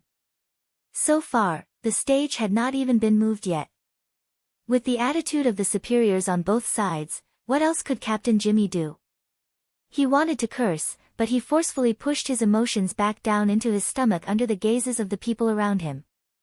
The special metal on the back of his neck seemed to be ringing, but this time it was irritating and uncomfortable. It even seemed to make his neck and shoulders ache. Captain Jimmy patted the back of his neck and ground his teeth. He stomped heavily on the ground and returned to the intelligence station. The operation will be cancelled for now, but keep a close eye on these people. Not a single one can be missed. The intelligence clerk didn't want to talk too much, but there was something he needed to ask. The 2 people from the Blood Flame Order. How should we deal with them? Captain Jimmy's dark face exuded a bit of green. He stared at the clerk with a look that made it seem as if he wanted to eat him up. But in the end, he only spat out 2 words from between his teeth. Keep an eye on them. The clouds that had been stifling for over 10 hours finally condensed into droplets of water in the middle of the afternoon. It began to rain with a pitter-patter. Yinlu held up an umbrella as she escorted Luo Nan back to the yacht. Snake Tongue welcomed him respectfully and helped Luo Nan change into his casual home clothes. Then she said, "My lord, it seems that there are people in the vicinity of the pier who harbor evil intentions towards us." Snake Tongue knew that Luo Nan's mental senses were sharper than hers, but as a member left behind, it was her duty to report problems. Luo Nan went, "Oh." He was disinclined to put on an expression. "Just keep an eye on them. Everyone keep an eye on them. They probably won't start fighting for a while." Yes. 3 hours had passed since the short-term rental agreement was finalized. During this time, Luo Nan stayed in his rented workshop to familiarize himself with the equipment. He drafted an experimental plan according to the relevant circumstances. How to integrate the high-end technology and high-end requirements of the mysterious alien civilization with the reality of Earth's environment. This difficult problem consumed a large amount of his brain cells. It made him lazy and somewhat unable to lift his spirits. However, he still attached great importance to the group of people in the warehouse at the pier. Especially the leader. The structure of his body and soul was very valuable for research. Unfortunately, the current environment of Ban City was complicated. Everyone was afraid to take action, so Luo Nan needed to keep a low profile as much as possible. Sometimes he couldn't keep a low profile. At the very least, he needed to learn to feign ignorance. Luo Nan had just learned this. At this time, Yinlu delivered the latest information she had gathered. It was related to the Hengduan 7 tribes. It was also the so-called restricted residence situation in Ban City. Luo Nan skimmed through it twice before putting it down. Yinlu had already explained the specific information and sensitive points to him. He wasn't a person of the law. He didn't need to consider too many minor details when solving problems. In short, in order to smoothly implement the Wei Pei student system, Ban City won't let people go. Is that right? It's not just Ban City. Ever since every major city enacted vagrant laws one after another to guide vagrants back, a pattern has been formed on how to deal with people infected with abnormalities. It is an established rule that is tacitly agreed upon by the entire world. There were some words that Yinlu didn't mind, but she had no choice but to say it again. "Mister, with your status and identity, most likely no one will go against your wishes. But if you use a system to replace the established rules, then the nature will be different." Luo Nan went, "Oh." He didn't say anything else. He seemed to be pondering, but he also seemed to be lost in thought. Half a minute later, the virtual work area in front of him suddenly opened. Yinlu was too close, so she was hit by the projected light. She hurriedly moved to the side. But she saw that the work area was displaying the psychic diagram of the deep sea from yesterday morning. Needless to say, this was yet another leap of thought that she couldn't understand. Luo Nan's hand casually streaked across the image of the deep sea. Finally, his fingertips stopped at the corner of the image, where the only light was. "I've dealt with the matter of mutated infections before. I was quite nervous at the time. It seemed that if I wasn't able to control it, it could turn into a disaster like Resident Evil. But now it looks like everyone already has a set rule. Do you have the specific data on the number of people infected with abnormalities in the entire world? You're saying the number of people, living together and scattered, treatment control, death. Luo Nan spoke without thinking, and Yin Lu understood. I will collect comprehensive data and report it to you. His fingertips continued to move across the psychic diagram. Luo Nan had the impulse to continue modifying, refining, and completing the diagram, but he controlled this impulse. This was because he knew that it wasn't time yet. He was still lacking in maturity. The infected with abnormalities, the deep blue world, the soul cult. I have to look at everything together. Yin Lu instantly discovered that she had accepted an extremely thorny task. But at the same time, this was perhaps the first task she had accepted. It was a task that truly suited her identity as Boss Luo's secretary. She took a deep breath and bowed once more to show her seriousness.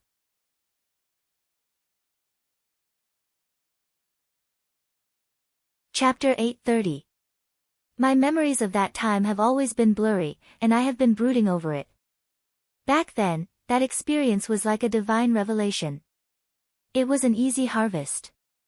It made me, a backpacker who had always been restless, to the point that I took the initiative to venture into the wilderness, wild with joy.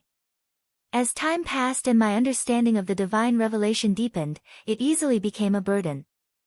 Knowledge and energy are completely different. The latter can be transformed in many forms, but knowledge itself shouldn't have fallen from the sky. It shouldn't have been forcefully stuffed into one's memories. I don't like the reason, divine revelation. I want it to have a process of cognition, understanding, and digestion. This is more in line with the value of this knowledge itself. Therefore, I traced back, hoping to be able to straighten out the entire vein. Dean Wan was a person with a story. Luo Nan read Dean Wan's reply and felt rather moved by some of the passages. This was the first time he knew that Dean Wan's exquisite and profound creation law system was obtained in such a way. Inevitably, Luo Nan had a few relevant and reasonable conjectures regarding the source of this system. Dean Wan most likely thought the same. Therefore, he was very interested in the information released by the Horned Demon about the Wilderness Laboratory. He didn't have to travel 1,000 miles to investigate. In the past, Luo Nan and Dean Wan had a friendly relationship, but it wasn't to the point of confiding in each other. However, Luo Nan's translation of the lamination interference technique had a powerful catalytic effect. It had indeed achieved the effect that Luo Nan hoped for, everything is understood without words. But with the temperament of the two, they wouldn't talk too deeply about this problem. In fact, this was only a small portion of Dean Wan's series of replies. It was a sudden sigh. The main content was still deciphering the material. The lamination interference dynamo core technique is my favorite type.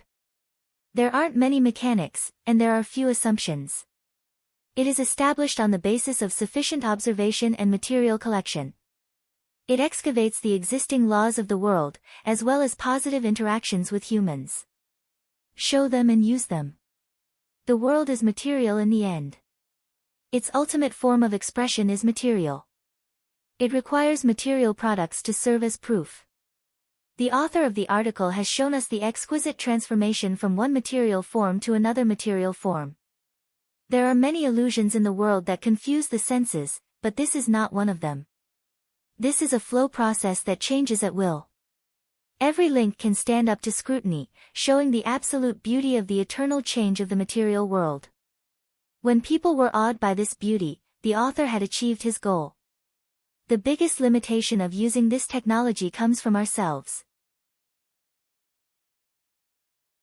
Whether we have the ability to understand and reproduce its aesthetics, as well as the material basis to match the aesthetics, Dean Wan was full of praise for the information on the stacking interference technology, and some of it was even sublimated to the point of poetry. However, most of it was still the analysis of the specific content, which was basically a careful reading of word by word. The various flaws of Luo Nan's forceful translation were undoubtedly exposed under this sort of study. He was forced to constantly rework, checking for loopholes and filling in the gaps. Only then was he able to resist Dean Wan's powerful and strict logic. However, Luo Nan obtained even more.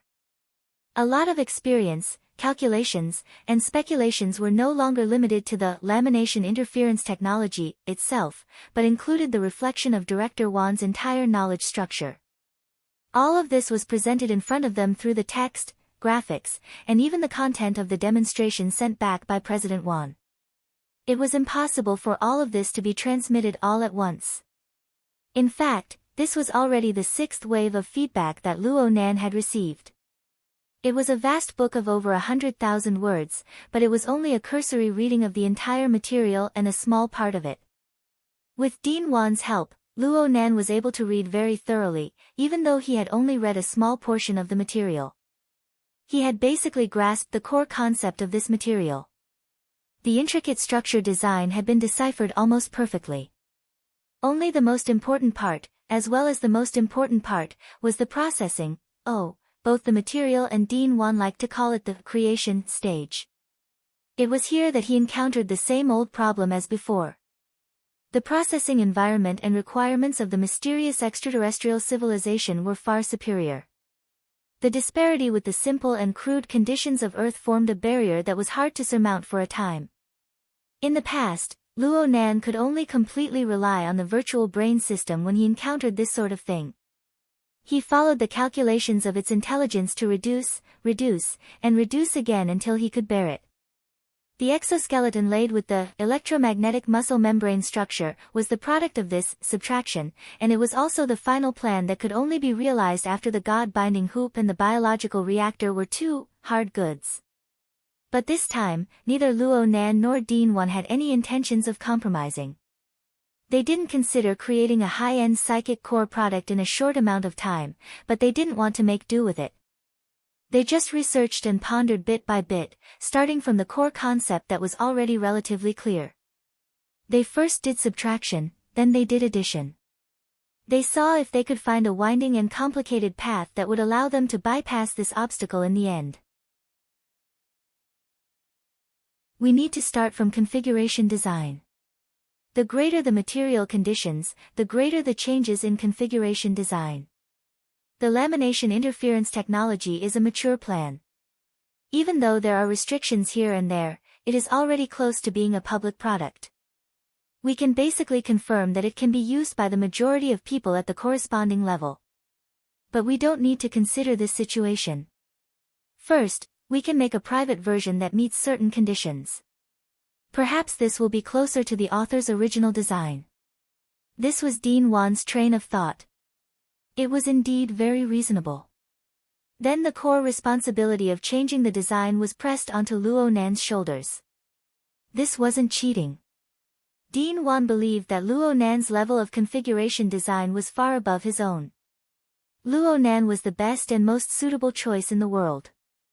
As for Luo Nan, even though he communicated with Dean Wan and asked for help from the Wan court, he wasn't willing to let someone else handle this important link. After all, this was something that belonged to him and his family. He had always believed this. Since a consensus was reached, another round of research had arrived. There is a fundamental difference between imitation and plagiarism. Being able to design and being able to do it are two different things. It's an excellent train of thought, but these problems appeared when I repeated it. The problem with the secondary structure needs to be explained clearly. I don't understand it, and I think it's too complicated. It doesn't conform to the refinement and elegance of the design itself. My opinion is. Back and forth discussions, learning, borrowing, and even debates and quarrels took up the majority of Luo Nan's time. Well, no quarrels were more painful than quarrels. Luo Nan and Dean Wan did not use instant messaging tools in order to guarantee the security and privacy of the data and communications. Instead, they used the psychic wave network of the Xia City branch to conduct encrypted mail transmissions. The more restricted the communication, the more the two sides needed to rack their brains. They needed to thoroughly research the issues raised by the other side, and then transcribe a sufficiently persuasive reason. It was very difficult to mix emotional things into this. It needed to be rigorous and thorough, or else it would just be a waste of an opportunity to communicate. It would delay the progress of both sides. From Luo Nan's perspective, this was a novel feeling that he rarely experienced. There were some aspects of thinking that he might never be able to touch, but they were cornerstone-like existences to Dean Wan. The enormous gap between priority and backwardness would inevitably lead to conflict. In the end, it was possible to reach an agreement. It was possible for both sides to compromise, but it was also possible for them to shelve it. But even so, the efficiency was still increasing. There was a qualitative difference between one person and two people. The pleasant surprise of having an outstanding answer placed in front of one's eyes as soon as one opened one's eyes was extremely refreshing. Luo Nan would not slack off because of this. He hoped that Dean Wan felt the same way. Use your strengths. Be anxious for my needs. Be more realistic. Be more pragmatic. I still have to walk the mental side. The most malleable thing in the body and soul framework is soul strength.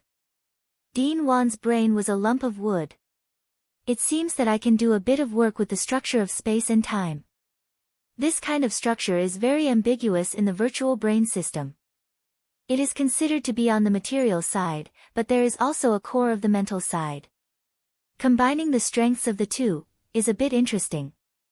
Luo Nan muttered to Dean Wan and the principles he set himself as he continued the design process. The virtual work area had complex configuration lines, but what flashed through his mind was only 10 times, 100 times more. He had inspiration.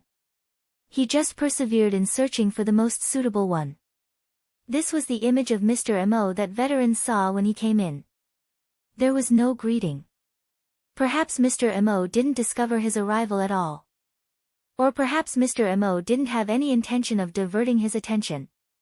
Veteran Han didn't get angry. Miraculously, Luo Nan's nagging, chanting sutras unconsciously eased his stomach full of grievances and oppressiveness. He stabilized the moving frame that he had pushed over and found a chair in the workshop. He rested for a while, not opening his mouth. He just let Luo Nan continue to chant. He was very familiar with this scene. In the past, when he was pondering over designs and repairing things in the wilderness, it was basically like this when he encountered a difficult problem. How could there be such a peaceful environment back then? On the plateau and in the mountains, the howling of the wind and the roars of beasts could be heard from time to time. There were even the sounds of explosions and fighting. They disturbed him all the time. In those times, only talking to himself and forming a domain could help him concentrate his mind until he entered a state of high concentration. This sort of situation practically disappeared after arriving in Ban City. Even if he researched some things, his goal wasn't as pure as it was back then. Hee. It must be the beautifying effect of his memories. Veteran never cared to beautify his past experiences. But as he grew older, he couldn't help but reminisce about them. Occasionally, he would dream about them in the middle of the night, and it was as if he had returned to the wilderness where life and death swayed. He even often thought about it. If only he could have died a happy death back then. That would certainly be the most perfect ending. A sudden vibration from his wrist interrupted his thoughts at this time. It seemed to affect the rhythm and atmosphere of the room. Luo Nan's gaze shifted from behind the workbench. His brows furrowed.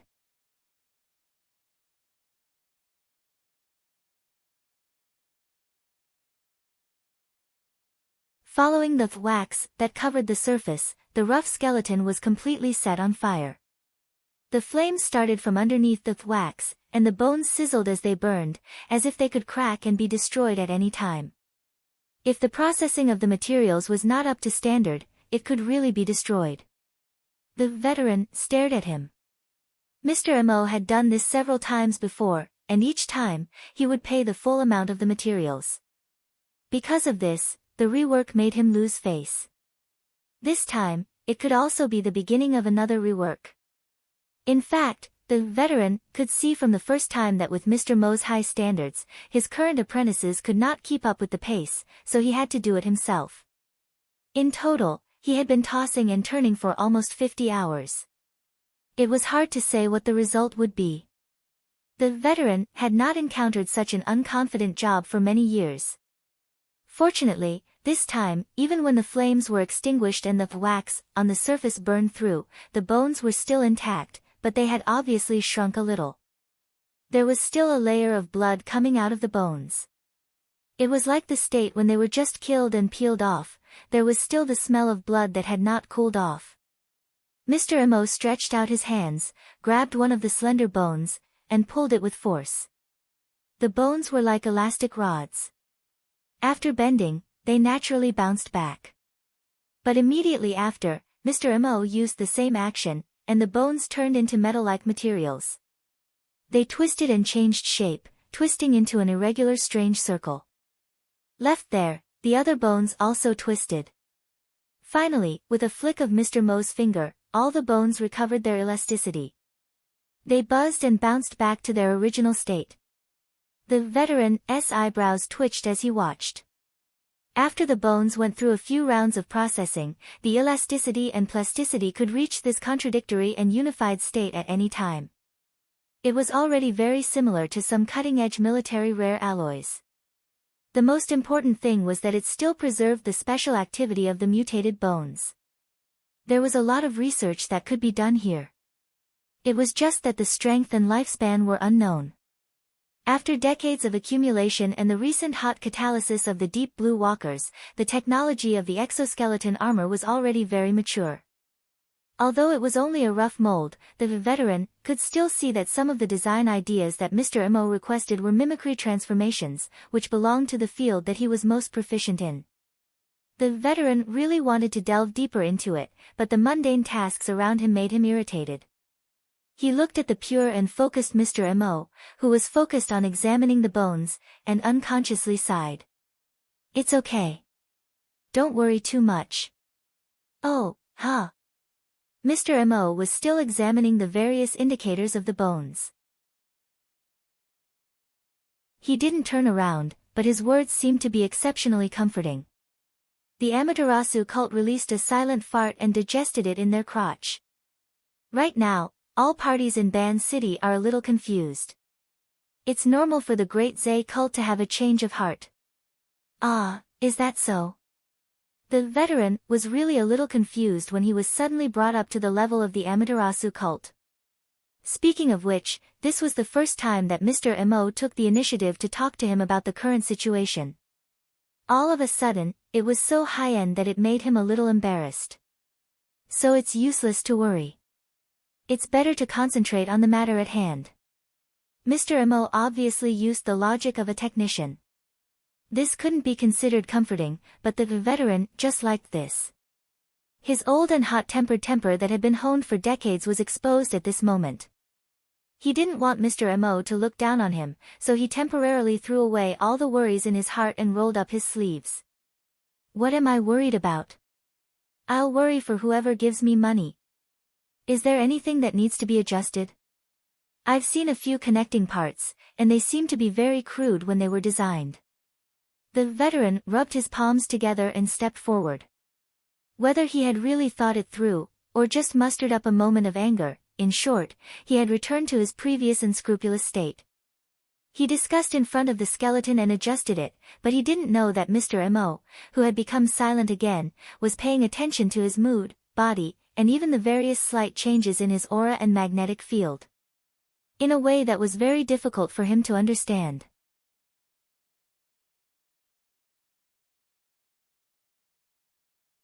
Chapter 832. Right now, many people in Ban City were restless. From Luo Nan's perspective, he just lived his life as he should. There were many things to do in the last 2 or 3 days, but they weren't complicated. He even felt that things were simpler. But for other people, the feeling was completely different. 3 days had passed since Luo Nan and the true god engaged in a long-distance battle on the night of May 8th. Since then, the true god returned to Ban City and threw a huge tantrum, so much so that the weather in Ban City was affected. It was true that the power of extraordinaries was inconceivable, but no matter how inconceivable a true god was, he was still a living being. It was impossible for the material world to withstand the influence of the true God's emotional fluctuations. In fact, the impact on the mental plane was the most direct. It was just that the majority of the power stirred up a storm in the abyssal region. What sank into the sea of consciousness was merely the aftermath. Then there were the aftermath waves, which lasted for dozens of hours. It was more than enough for people to enjoy. This was especially true for the half-baked veteran.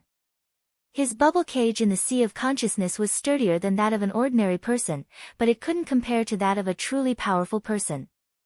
He was tainted with many negative things for no reason, and they slowly sank into his heart. It was equivalent to a chronic poison. The size of the effect depended on the dosage. There would certainly be benefits in relieving the effects early.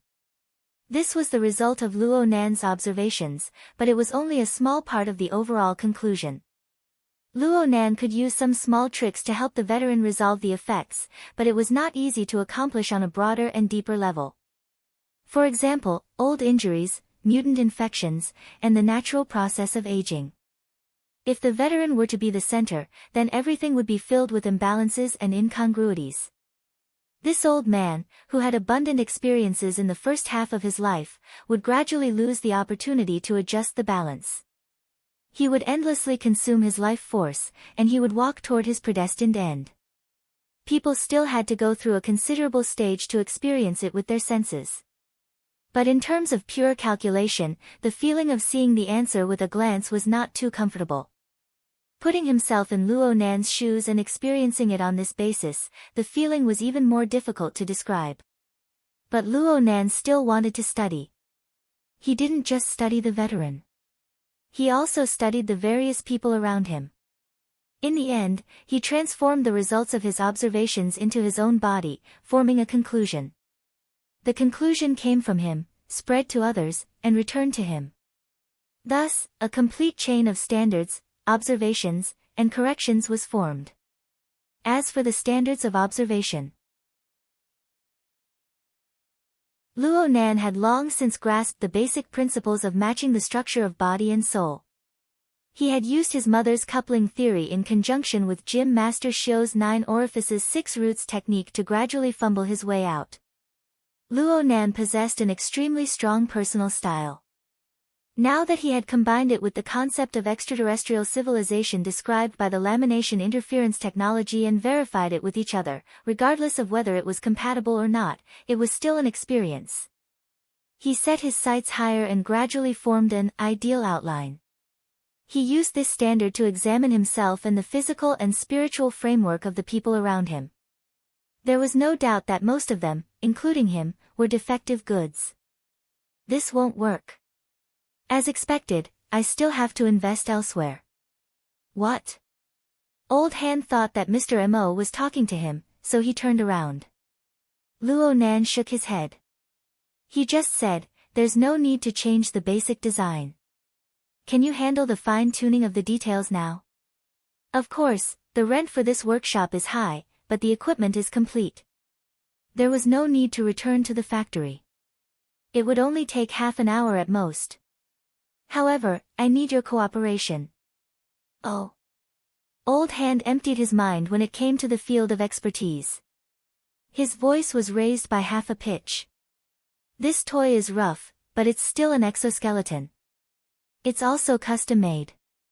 It needs to be adjusted according to the actual situation. Mr. Mo is using it for himself, right? It's best to get on it and take a look. Makes sense. Luo Nan readily accepted the advice, even though there was a bit of difference between the actual situation and what Old Hand imagined. At this time, Old Hand was a bit hesitant. Is it convenient? Luo Nan laughed when he saw Old Hand's gaze cast at his legs. That was right. He was still a disabled person. Actually, a few days of time was enough for the replaced spinal nerves to fully integrate with his body. He didn't even sit in a wheelchair indoors anymore. When he went out, he reluctantly sat in a wheelchair for the sake of maintaining his persona. Old Hand only knew that Mr. Mo was recovering from his injuries. He was worried that it would cause a relapse. There's nothing inconvenient about it. Luo Nan took 2 steady steps and assumed a stance. He indicated to Old Hand to help him put the exoskeleton, which still had a bit of warmth, on his body. It was a simple and crude exoskeleton frame. The power and conduction devices weren't installed. It was more like a burden to forcefully put it on his body. But Old Hand was an expert in this field. Luo Nan had a good grasp of the situation. He gave it a simple test on his body and roughly understood the situation. The load-bearing spine is conservative. The flexibility can be adjusted a bit. It's fine if it's not carrying weight. If you want flexibility, the lower limbs can be adjusted. The joint design can be changed. There's no need to make such a big move. Old Hand wasn't clear on Mr. Mo's usage route, but Luo Nan was very clear on the use of this crude exoskeleton in the restoration process of the lamination interference technique. There were some functions that weren't necessary, but there were some functions that needed to be perfected.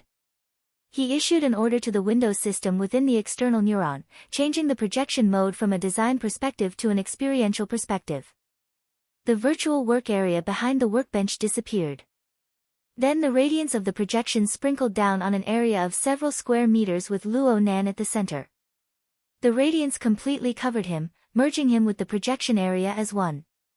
It wasn't very convenient for ordinary people to use this mode. They needed to coordinate with other tools to perform self-reflection, but Luo Nan didn't need this at all. He was able to inspect and grasp the situation of his entire body just by relying on his mental senses. He also had the spare capacity to control the projection area. He carried out fine adjustments to make it conform to the material structure on the plane of reality. Luo Nan's series of operations were actually more convenient for Old Hand. Old Hand was soon able to clearly distinguish the layers of the structure from the blurred and chaotic light and shadow effects.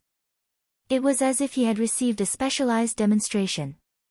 1, 2, 3. Old Hand counted seriously. He confirmed that Mr. Mo had consciously divided the design of his virtual work area into 3 layers. Mr. Mo himself was in the innermost layer, the core layer. The crude exoskeleton frame was in the second layer, the middle layer. The outermost layer was a virtual 3D structure drawn purely from dots of light, lines, symbols, and shadows. It was extremely complex and inexplicable. Old Hand narrowed his eyes for a long time, but he was unable to find the meaning behind it. So he tactfully shut his mouth. He no longer used his old experience to frame Mr. Mo's train of thought. He didn't know what Mr. Mo was planning in the end, but he could confirm that this definitely wasn't at the level of a deep dive simulation.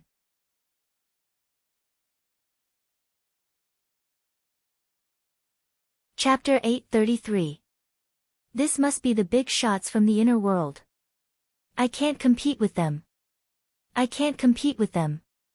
Sure enough, it's more realistic for a small fry to build a shelter bit by bit.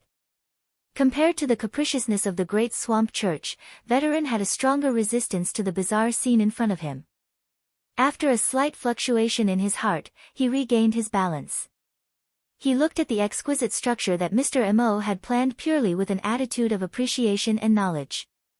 He saw that the dark red color of the skeleton due to repeated processing had become more intense. It seemed to be glowing, as if the marrow inside the skeleton had turned into a fluid that passed through the various connection points of the exoskeleton and connected them step by step. It was obvious that the aberration trait inside had been activated. Veteran was most familiar with his own work. He could see the state of the processed skeleton at a glance.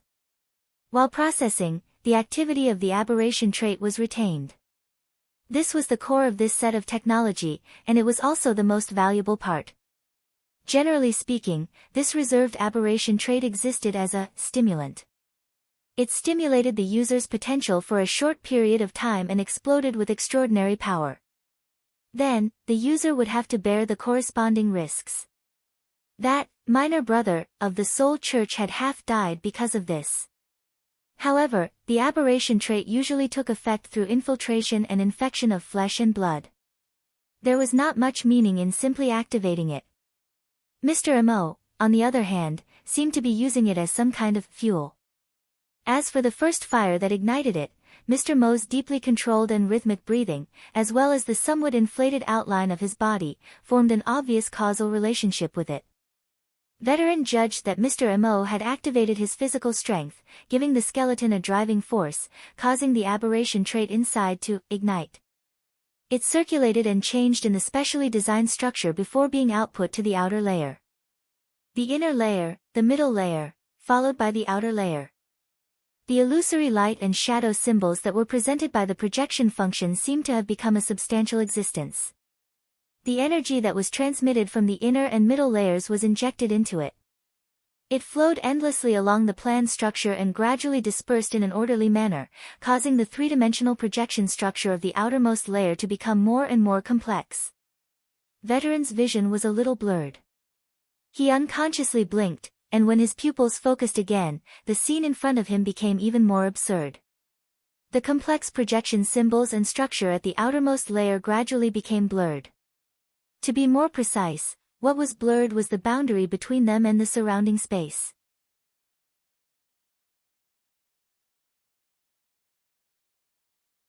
I can only use external objects and corresponding designs to magnify and improve in order to strive to achieve my goal in a limited area.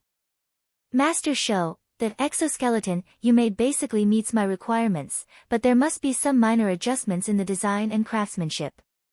The craftsmanship can't be considered as minor adjustments, right?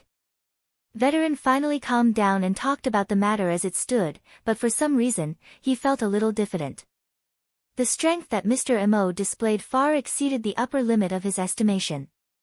Was this a belated show of strength? Was this a warning for the slow progress of his investment business? Veteran could not help but feel petty, but Mr. Mo was easier to talk to than he imagined. In terms of craftsmanship, I will ask another friend, and I will send you the specific suggestions later. But during this period, Master Show, you will have to prepare more raw materials. This was expected, so Veteran asked casually, how many? Based on the finished product, at least 10 or 20 sets. You are going to arm a squadron? They are expendable. Recalling the distorted appearance of the exoskeleton before it disappeared, Veteran easily believed it. He wanted to ask for more details, but he saw Mr. Mo's expression become serious. His attention shifted, and he seemed to have picked up a certain communication. He mumbled. Sis. Half a second later, he said, yes, it's convenient. No matter what he said, his eyes subconsciously glanced at the veteran. The latter was a perceptive person. He did not say much, nodded, and quickly turned to leave so that everyone would not feel awkward. But when he was about to leave, Veteran still heard Mr. Mo's amplified voice.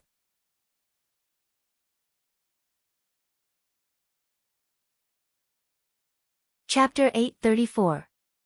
The departing veteran didn't know that Luo Nan was still feeling a bit awkward inside the room.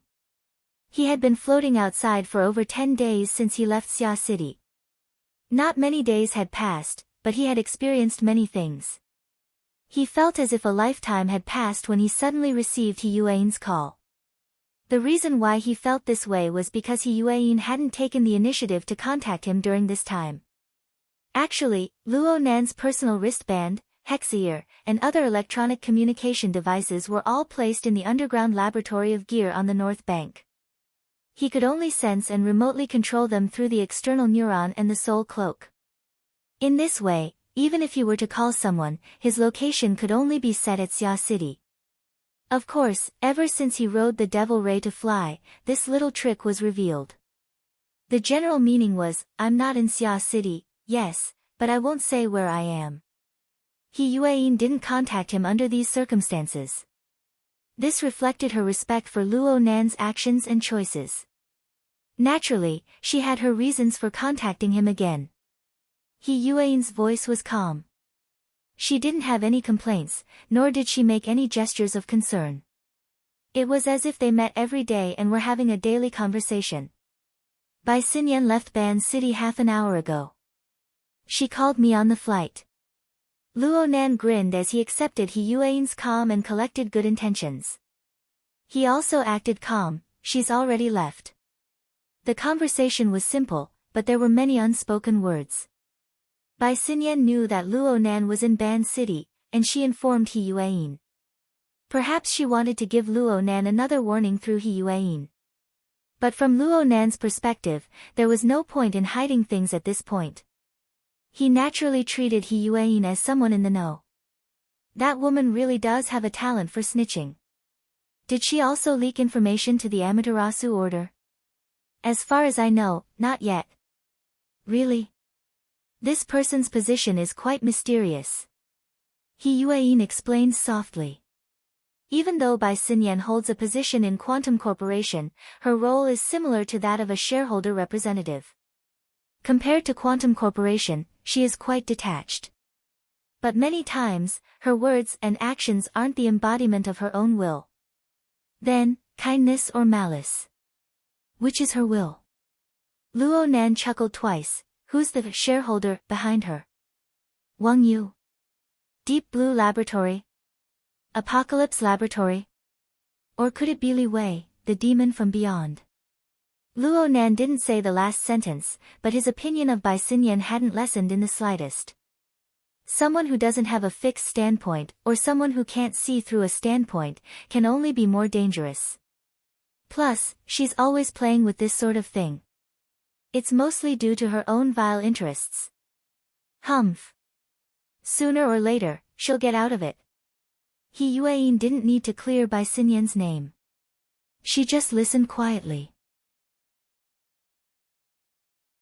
Luo Nan spoke to his heart's content, but a thought suddenly leaped into his mind. Sister Yuan, which side do you represent? Of course, he didn't ask this question, but truthfully speaking, He Yuan did indeed have a complicated background and was deeply connected to various interests. It just so happened that she was always able to maintain a relatively impartial position. Moreover, she maintained a tendency that made Luo Nan feel very at ease. This was enough. Luo Nan didn't want to be paranoid, so he quickly cut off this meaningless train of thought. He made a request out of habit. Sister Yuan, I want information on the Deep Blue world. Try to be as detailed as possible, such as the Deep Blue Laboratory and the Apocalypse Laboratory. The deeper you go, the better. If it's not easy to obtain, basic information on geography, minerals, and labor would also be fine. Also, the person in charge of the Apocalypse Laboratory is called Li Wei, right? Do you have any detailed information on him? Luo Nan couldn't help but single out Li Wei. He had aimed to gather this information, but he was limited by the Blood Flame Order's channels. The information was superficial, and he wasn't too satisfied with it. He Yuan was silent for a moment before responding. There are some confidential information that I'm not suited to provide.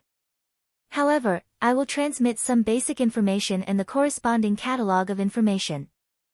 If there's anything that you're particularly interested in, Mr. Luo, you can make an application to the government. This is because right now a portion of the information is gradually being declassified. And your relevant privileges have been rising rapidly recently. Under normal circumstances, the Star Alliance Committee won't refuse you. Luo Nan was shocked. There's such a move. Because we have to go through the process, the speed will be a bit slower. The other side will certainly get the information if we look over here. That doesn't matter. In any case, the entire world knows that we're not on good terms. Luo Nan admired He Yuan's ability to handle matters well without stepping out of the circle. He rubbed his palms together for a time, waiting to dig up Li Wei's foundation. Fine, he probably wouldn't be able to dig up Li Wei's foundation, but it would be good to clear away a layer of dirt.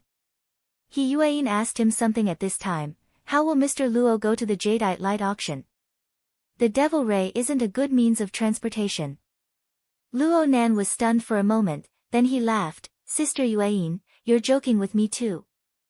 Right now, there are people who are putting on airs and watching me make a fool of myself. Why would I do what they want? You're not going. He Yuan was a bit surprised, but she soon felt relieved. She let out a sigh of relief. It's best if you don't go. I'm going. Why wouldn't I go? She clearly paused for a moment before continuing. What plans does Mr. Luo have? Cough. I haven't thought about it yet. These words seemed a bit irresponsible, but Luo Nan really hadn't thought about it yet. He wasn't naive or kind enough to believe that things would be over if he quietly seized back the 70-format laboratory and controlled the horned demons. The large amounts of equipment and information in the laboratory were still things he needed to get his hands on. Plus, it was very likely that this involved some matters of the past and relevant information that he urgently needed to understand. There was also the humiliation and threat of being toyed with in the palm of someone else's hand. This matter wouldn't be over even if he controlled 10 more horned demons. It was just that the first half of his time was focused on killing people. The second half was stuck in the external neuron, the abyss world, and the lamination interference technology. Matters like veterans and the Soul Order were interspersed in the middle, and he even exchanged a few moves with a true god. His brain really couldn't wrap itself around all of this. He was a bit confused when he heard He Yuan's question. He Yuan could understand Luo Nan's mentality. She didn't ask any more questions. She simply spoke of a plan. Her Majesty Empress Wu will go to D City next Tuesday. She will stay for a day before going to the Jadeite Light to participate in the event. This itinerary is quite reasonable.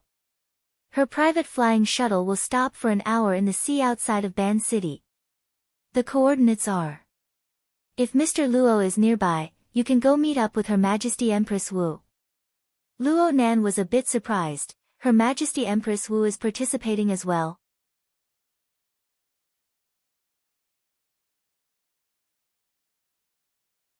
Chapter 835. Luo Nan thought that if he understood the actions of Her Majesty Empress Wu and the Xia City branch as him standing on the field to support them, wouldn't he be a bit too presumptuous? He wanted to say something, but he felt that it was hard to express himself.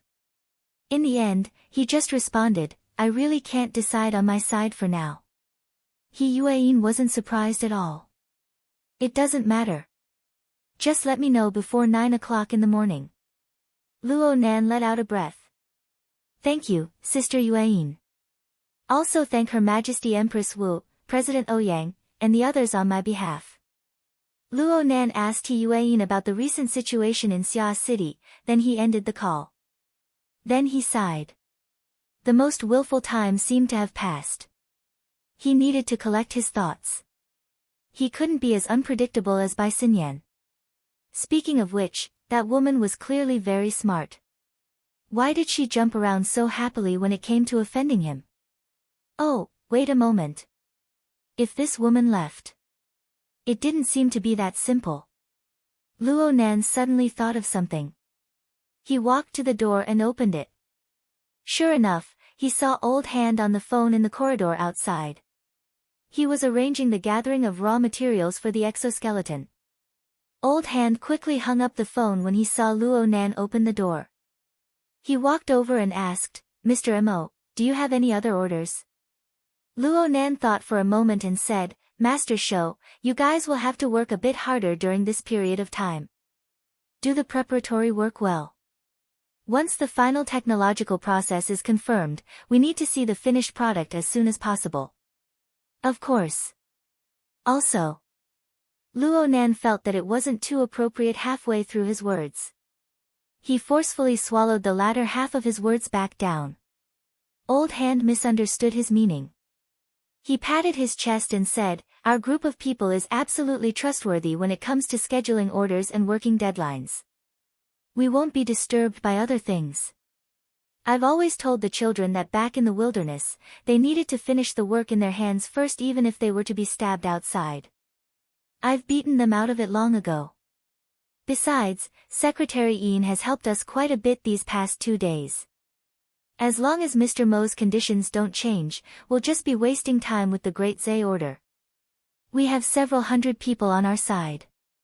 All of us are of one mind. You can be at ease. Old Hand spoke heroically, but he was actually probing Luo Nan a step further. Of course Luo Nan wanted to calm his mind. He didn't want to give him any other pressure. So he laughed and said, I naturally trust you, Master. We also urgently want to make this deal happen. How about this? I'll ask Secretary Ian to arrange a time to invite the president out for a serious discussion in the next 2 days. This is good. Although Mr. Amo didn't give a definite promise, his positive attitude was enough to satisfy the veteran.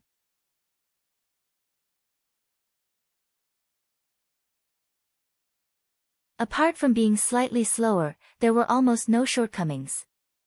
Of course, in the eyes of certain people, the result of the loss of efficiency was also very bad, so much so that they once again complained. The business strategy of the airline companies is becoming more and more conservative. In this way, the military's progress in the wilderness has become untrustworthy. In the first-class cabin, on an independent seat that resembled a space capsule, Yukawa Isuk was half reclining and half leaning back. His posture was lazy, which was rare in Ban City, and he only read the news to pass the time of the long journey. He had just finished reading a report about a military operation in the wilderness and casually linked two unrelated matters together. The main reason was that he hoped that Bai Xinyan, who was separated by the aisle, would join in the process of idle conversation. Bai Xinyan gave him face, raised her eyelids, and glanced at him. I remember that this is a business under your name. So I have been working to promote the development of high-end aerospace business. There will be mutants in the stratosphere, and there will also be a few at the bottom of the thermosphere, but above 100 kilometers, it is still pure and safe. With the support of technology, I trust the environment there more. The corner of Bai Xinyan's mouth curled up. Sounds like a platform for your special aerospace medal. Yukawa Isuk laughed. No, I just feel sorry for not being able to show off the outstanding performance of my private spacecraft. Miss Xinyan, I still think that you should accept my invitation and go to the venue in a more efficient way. Compared to efficiency, safety is more important. I said, traveling with thousands of people, this sense of security is more to my liking. Yukawa Isuk glanced at the few figures in the first-class cabin. Forgive me, in a place like this, it is really difficult to understand the feeling of traveling with thousands of people. When there is an accident, you will feel it. Not only Yukawa Isuk, but also the other passengers in the surrounding seats were surprised by this. Bai Xinyan, however, did not care at all. She immediately turned her gaze back to the projection area in front of her, supporting her cheek with her hand. Yukawa Isuk looked at Bai Xinyan's side profile, slightly lost in thought. Fortunately, his rationality quickly won over him. He looked over and saw a few words in the virtual work area, unable to hide his curiosity. That arrest order again.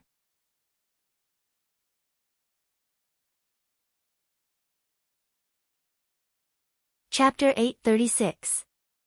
Yukawa Isuk's eyes and ears were extremely well informed in the secular world of Ban City and most of the inner world. I heard that it involves a few hundred people from a certain Hunduan tribe. It's a little troublesome to deal with, but as long as the military and police cooperate well, it's not a big deal. Bai Xinyan answered lazily, is that so? Yukawa Isuk felt that there was more to this than met the eye. You suppressed the Tianqi operation team and didn't let them test your sword. Other than offending people, there's no benefit to it. This doesn't seem like your usual style. My usual style? Bai Xinyan glanced at him again. Looks like you know me better. Have we slept together before? Yukawa Isuk was captivated by Bai Xinyan's gaze. He didn't feel it, but he felt like his chest had been hammered and he couldn't speak for a moment. There was no way to continue this conversation. When he thought about it again, after knowing her for so many years, he really didn't understand Bai Xinyan's usual style. This woman's actions were too temperamental. That was not the right word to describe it. It was more appropriate to say that most of the time, it was impossible to tell whether Bai Xinyan was happy or angry, and the situation had already deviated in an unbelievable direction. Of course, Yukawa Isuk also knew that most of the time, Bai Xinyan did not have a choice. Some of the things she did were not of her own will, and she suffered on behalf of others. However, his ability and willpower to carry out all kinds of orders to the end without even blinking was also intimidating. Therefore, In the circle, some people called her black-hearted salt, and some even called her unscrupulous spokesperson, mocking her for being a puppet placed in front of others by powerful people, and saying that one had to be prepared to be betrayed at any time. I must be crazy, why did I want to come out with her? In fact, Yukawa Isuk understood. He gave up his comfortable private spacecraft and decided to take a civil flight with Bai Xinyan at the last minute. To put it bluntly, it was to get out of the circle of trouble in Ban City as soon as possible. It was sad to say that Ban City was his home base, but now he was running away from it as if he was fleeing from a disaster. It was an abyss of suffering, and even as the head of the Yukawa family, he couldn't bear it. As the saying went, it was easy to invite a god, but hard to send him away. He had invited the two gods from the Amaterasu cult and enjoyed the convenience they brought, so he had to bear the price. In other words, he had come uninvited. Yukawa Isuk sighed unconsciously. At the same time, he clearly heard Bai Xinyan's sigh from the other side of the aisle as well. The two sighs were strangely synchronized. "Oh, this is rare." It wasn't that he sighed at the coincidence of the timing, but rather that Bai Xinyan rarely showed her emotions. He had just said that this woman was simply a cold-blooded execution machine. What was she doing now? Without waiting for Yukawa Isuk to ask, Bai Xinyan said softly, "Isuk, I heard you have a lot of women outside. Are we that close?" The corner of Yukawa's mouth twitched. He really wanted to do what Bai Xinyan had done just now and fight back. But the reason he provoked Bai Xinyan in the first place was because he wanted to chat with her to relieve his boredom. Then he thought about the 20-hour-long flight ahead and decided to be magnanimous. "Yes, I'm ashamed that I don't have a good grasp of such relationships." As he spoke, Yukawa Isuk glanced at her from the corner of his eye, trying to figure out what this woman was up to. "Do you usually use them to entertain guests?" Hey. You're not going to be unreasonable about this, are you? Ahem, if you want to use this standard to judge me and consider the future of our relationship, I will be very disappointed. The topic was a little wild, but Yukawa Isuk was not a fledgling. To put it bluntly, they were just teasing each other. As a man, he could accept such an atmosphere. However, Bai Xinyan's expression looked like she was discussing a very serious topic. Even though Yukawa Isuk did not confirm it, she continued to speak according to the established inference. "Now, there is such a poor person. She followed your instructions to entertain guests and asked for something from them. But the guests found out, and it caused some trouble. Faced with the anger of the guests, what would you do, Mr. Yukawa?" "Oh, you don't have to answer that. Let's move on to the next question." If Mr. Yukawa was even more unlucky and reincarnated as this woman, faced with such a situation, what would you think? What would you do? Yukawa Isuk let out a ha, but did not say anything else. Bai Xinyan smiled and did not look at the other's expression. She extended her finger, verified her authority in the virtual workspace, and prepared to sign the application. Yes or no this time? The answer is already there. Bai Xinyan was halfway through her sentence, but the rest of her words were strangely stuck in her throat. Her finger, which was already in the projection area, froze. She tilted her head slightly, trying to look across the aisle to the opposite side. However, before she could react, the voice from the other side sounded again. "Before making a decision, it's never wrong to consider the consequences." Bai Xinyan's finger, which was in the projection area, subconsciously curled back halfway. "You could have lived a good life, but you insisted on creating an irreconcilable situation. The way you people think is really strange." It was still Yukawa Isuk's voice, but his words were full of admonishment and regret. There was a subtle difference from before. And that tone and speed of speech, especially the resentful and distressed tone at the end, Bai Xinyan finally aimed her gaze at the target, and what she saw was still Yukawa Isuk's face. But on this face, the lower half of the mouth opened and closed, the lingering sound lingering, the upper half, especially around the eyes, the upper half, especially around the eye sockets, was tight and twisted, almost bursting from the bulging eyeballs. Inside, there was an unstoppable sense of confusion and fear. Bai Xinyan was a little dazed. She looked at Yukawa Isuk on the other side of the aisle. She looked at this powerful figure who could make half of Osaka shake with a stomp of his foot. He raised his right hand in an extremely stiff posture. It was as if there were invisible ropes tied around his arm. Every movement was like a bondage and pain. It took Yukawa Isuk a full 5 seconds to place his palm on the front of his face and press it down. Bai Xinyan could already confirm that he wanted to cover his mouth, to seal his lips, teeth, and tongue, which were completely out of his control. There was no doubt that this was an extremely stupid move that would not work. But when a person suddenly lost control of a part of their body, they could only watch helplessly as they became someone else's mouthpiece. No one could say that their reaction at this moment was more sensible than Yukawa Isuk's. With a loud slap, the palm finally landed on Yukawa Isuk's forehead. It sealed his eyes, almost flattened his nose, but it still could not stop the mouth that was out of control. Yukawa Isuk still spoke in a fluent voice. The method might be a little rough.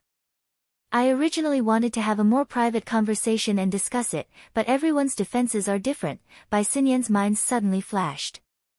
She suddenly stood up and shouted at Yukawa Isuk, who was still sealed by the palm and twisted face. Calm down, he can't completely control you.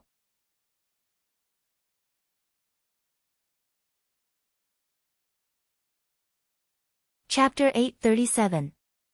Most of the people here were reputable people in Osaka's circle. Of course, there were some who knew Yukawa Isuk and wanted to ask about it. Currently, other than the 2 people involved, the others only thought that there was an argument. On the other side, the air stewardess tried to rush to the scene, but soon, a few burly bodyguards had already overtaken her and surrounded Bai Xinyan and Yukawa Isuk. Mr. Isuk, you, the head of the Yukawa family's bodyguards, Kitano Sukido, rushed to the front and wanted to ask what was going on, but when he saw, Lord of Stars, Chapter 516, Upgraded, Part 1, please wait a moment. After the content has been updated, please refresh the page to get the latest update.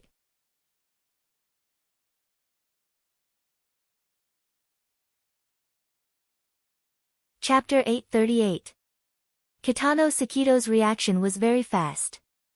The chain of clues was also very complete. However, there wasn't much of a difference between ability users and ordinary people when it came to the level of imagination. If he could think of it, then the few important people in the first-class cabin who knew the relevant information would also be able to think of it. Infrasonic wave array. The person who called out with a trembling voice was quite obvious. The person who called out wasn't brave enough. His voice was trembling and his legs were trembling. He lost his balance and nearly fell to the ground. Fortunately, someone supported him from behind, but it still caused a commotion. Kitano Sukido swept his gaze over and recognized the identity of the person who spoke. He was a senior official of a certain department of the Sakura government. He was a well-known figure among the important people in the first-class cabin. At the very least, his words were easy to believe. Maekawa, this idiot. Kitano Sukido cried out in his mind. The people present might not know about the Cage Master, but the infrasonic wave array was a standard part of the city's defense. The degree of perception and understanding of it instantly increased. People couldn't help but think, why did the Maekawa official say infrasonic wave array? Why did he have this kind of reaction? Everyone was on an airship tens of thousands of meters high in the sky. This was the information age. Even vague fragments of information could be found online. If the information couldn't be found online, they could still ask. Which of these people in the first-class cabin didn't have relatives or friends in key positions? The first-class cabin was instantly enveloped in a chaotic and extremely negative atmosphere.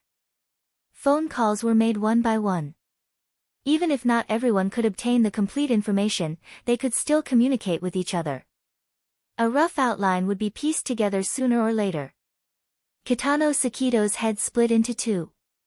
From his understanding of the mental side, since Luo Nan used negative emotions to invade Yukawa Isuk, then it was very likely that Luo Nan used the emotions of other people to carry out his plan. Wouldn't this situation be like a fish in water? Kitano Sukido took a deep breath. He used his own face to assume an even fiercer posture. Mr. Maekawa, and everyone else, please calm down. Return to your seats right now. We have the situation under control. At the very least, there were no visible intruders at the level of this group of people. No matter what you guys did to Mr. Yukawa, it has nothing to do with us.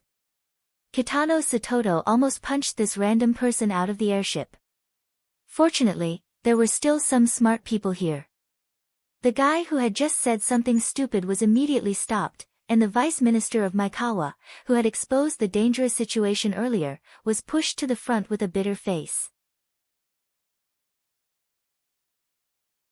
We need to be treated humanely. The situation we're facing right now is not something we want to see. We did not interfere in the grudge between Mr. Yuchuan and Cage Master Teacher, and we do not wish to do so now. We're innocent, thousands of innocent passengers. This senior bureaucrat was quite good at handling his emotions very well. His trembling voice and body were rather contagious. So much so that two ladies started to cry. Well said. This guy who took the citizens' tax and sat in first class wasn't completely useless after all. This was one of the most appropriate negotiation methods that Kitano Satoto could think of. Although the Cage Master often took out the infrasonic wave array and swung it around, he only pulled the trigger once, and the range was controlled. As long as they could stop this killer weapon, they would have a chance to catch their breath and even counterattack. Thinking of this, Kitano Satoto's gaze turned to Xia Hui, who was sitting on the back of the mountain. Xia Hui was holding the Magatama tightly in his hand, and a faint light seeped through the gaps between his fingers. Was it useful? Kitano Satoto really wanted to ask this question, but Xia Hui didn't respond. Yukawa Aisuk, who was firmly restrained in his seat, turned his gaze over and sighed. I'm clearly the victim. Kitano Satoto's face was dark, and he didn't make a sound. Luckily, the vice minister of Maekawa had already gotten into character. He took the initiative to say, Mr. Luo Nan, no, Mr. Luo Nan, please consider the innocent passengers on the airship. Thousands of people, thousands of families. If anything happens, it will be an irreversible tragedy. Yes, it really is a tragedy. Yukawa Aisuk's face revealed a huge, strange smile. Actually, if it weren't for you guys messing around here, I would have already said goodbye and left. Mr. Scallop, are you done messing around? Swoosh swoosh swoosh. Everyone's gazes focused on the face of Xia Hui, who had been silent for a long time. But before they could ask anything, a bright light lit up in front of their eyes. It was so piercing that everyone subconsciously averted their gazes and shielded their eyes. Yukawa Aisuk, who was forcefully restrained, also narrowed his eyes. But soon, he instinctively opened them, allowing the strong light to penetrate his pupils. Tears flowed from his eyes, and his body trembled. Actually, this light was good for him. The light on the material plane was projected onto the mental plane, and it turned into a dazzling sun. The heat emitted by this sun was quite compatible with Yukawa Aisuk's mental structure. Everywhere the light went, there was a subtle and clear response. This way, the intruder from the outside world would naturally be exposed. Indeed, the intruder Luo Nan was partially exposed to the sunlight. In fact, if it was a simple and crude invasion from the outside, this Magatama would have automatically reacted and repelled it. There was no need for Xia Hui, who was on the back of the mountain, to stimulate it with external power. But that kind of spontaneous reaction would not be as strong as it was now, and it would have a considerable follow-up power. That's it. The corner of Yukawa Aisuk's mouth twitched slightly, showing that the Magatama's counterattack was somewhat effective. Luo Nan's degree of control over Yukawa Aisuk was somewhat reduced, and he really did not plan on exerting his strength a second time. Don't even think about running. The unyielding voice came from Xia Hui, who was on the back of the mountain. After the Magatama's power was completely stimulated, Xia Hui's small body seemed to have expanded by a size. His face was bright, and his facial features and 7 orifices were all connected to the Magatama's light. This was the case on the material plane. On the mental plane, the special symbolic sun, under the blessing of Xia Hui, produced even more changes. It activated certain factors within Yukawa Isuk's frame, causing it to sprout and rapidly grow into an invisible thicket of intertwining branches and leaves. The thicket could sense the changes inside and outside, and it locked onto the completely different nature of the intruder. Its roots and leaves continued to grow, like long ropes of chains, in an attempt to bind and imprison the intruder. The changes in configuration are really beautiful. The image is also very unified. Yukawa Isuk sighed in admiration. Is this a simplified version of the Fusang pure wood? On the other side, Bai Xinyan suddenly asked, are you from the Amaterasu order? The person she was asking was naturally Xia Hui, who was on the back of the mountain. The latter, who was controlling the Magatama, did not respond immediately. Instead, Kitano Sukido explained, Yamato was born in a family of Onmyoji masters. He later became a disciple of the Pope. In the time it took to say these two sentences, Yamato Xia Hui had a better grasp of the situation. He interrupted Kitano Sukido with a clear voice, I will lock onto the intruder's position and immediately contact the radar or satellite positioning system. He can't be too far away from here. Bai Xinyan frowned while Kitano Sukido's eyes lit up. In fact, he had a belly full of anger right now. If he could find Luo Nan's position and Luo Nan had a missile launch button in his hand, he would press it without hesitation. Don't complicate things. Bai Xinyan hesitated for a moment before advising Kitano Sukido, he's already retreating. This is just a warning. Just? Kitano Sukido's eyes were as sharp as knives. Miss Bai Xinyan, the Yukawa family respects your opinion, but we hope that you can respect our profession. If that person can come once, then he can come a second time and a third time. You guys can't do anything to him. In the vast Pacific Ocean, at an altitude of 10,000 meters, how were a bunch of ordinary people going to deal with the powerful ability users who were riding the flying devil rays that were several times faster than the speed of sound when they were riding on civilian airships that seemed stable but lacked countermeasures? You guys can't do anything, but that doesn't mean that the order can't. Mountainback Xia Hui responded. He turned his head and used a cold and arrogant gaze to cut across Bai Xinyan's face. Unrelated people, please keep your distance. Don't interfere with my casting. At this moment, Mountainback Xia Hui naturally became the person in charge. Even Kitano Sukido had to give in to him a bit. Because at this moment, Mountainback Xia Hui was no longer just an external bodyguard. He represented the stance of the Order of Amaterasu. Bai Xinyan raised her eyebrows. Your Yukawa family is willing to be the bait. Kitano Sukido's expression was very ugly. As the head bodyguard, he felt that his authority had been violated. But it was useless to say anything now. Mountainback Xia Hui's mouth was already flowing with a mysterious and incomprehensible incantation. The incantation buzzed in the half-sealed space. Yukawa Isuk was still squirming with his crooked and twitching mouth. He complained, why do you keep looking up? The Order of Justice doesn't do this. Is this the difference between the Order of Ideals and the Order of Gods? Some of the people present understood these words, some did not, and some pretended not to understand. In short, no one responded. Kitano Sukido and the group of bodyguards stared at Yukawa Isuk's body. Xia Hui continued to chant his incantation, while Bai Xinyan continued to retreat quietly. At this moment, Yukawa Isuk's eyes followed her and locked onto her position. He transmitted the attention and pressure hidden behind the layers of clouds and the void. Maybe everyone should be open and honest for once. Soldiers are soldiers, generals are generals. Even if we can't negotiate, we can still fight. My words may be a little childish, but it's really boring for you to keep knocking on my door like this. Bai Xinyan had a bitter smile on her face, but she had already made up her mind not to speak. She had a strong premonition that the less she spoke now, the less trouble she would have in the future. If she could survive this escalating situation, seeing that Bai Xinyan was refusing to cooperate, the other side looked a little depressed. Forget it. Maybe I shouldn't have come today. I'll find a more suitable method next time.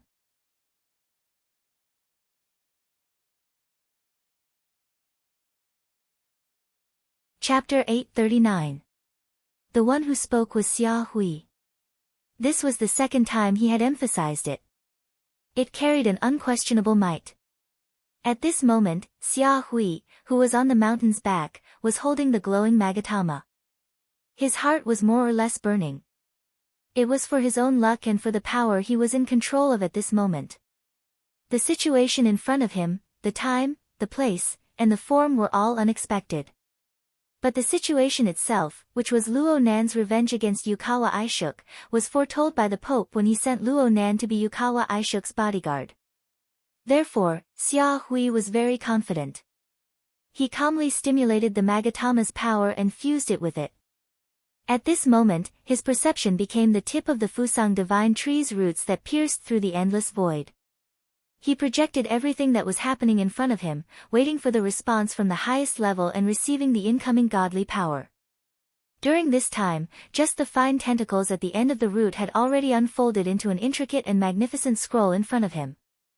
The exquisite uses of the high-end power were presented in an inconceivable geometrical structure and an even more exquisite and microscopic mode of energy usage. The cage master called it a configuration. How appropriate! But how does it feel to be trapped by a configuration? Xia Hui's mental plane was momentarily dazed. This was the unavoidable result of receiving the high-end power. But he was very experienced in this aspect. He quickly gathered his consciousness and calmed his mind to avoid any negative effects. He also had to be careful of the cage master's unpredictable mental invasion. His performance seemed fierce, but every step he took was solid. This was one of the most important reasons why the Pope valued him. Right now, he was in the middle of passing and waiting. It was also at this moment that Xia Hui saw Yukawa Aishuk, whose mouth was crooked due to the interference of the Magatama's power. He struggled to move his lips and speak again. It seems that the two in Ban City really have nothing to do with you. Then pass. We will use the elimination method and try a few more times. In the end, you won't be able to hide it. What a loathsome, arrogant and conceited fellow. After the initial, so beautiful, comment, the person behind Yukawa Aishuk no longer paid attention to the configuration scroll on the mental plane. He just stared at Bai Xinyan and said some words that he didn't really understand. On the back of the mountain, Xia Hui was infuriated. It was fine if they ignored him, but in front of the grand structure of the great divine treasure of the Fusang divine tree, no one in this world could display such an attitude. I told you, there won't be a next time. It was a little deliberate to emphasize it for the third time, but Xia Hui was not doing it for his own character. He was doing it for the respect that the two lords of Amaterasu deserved.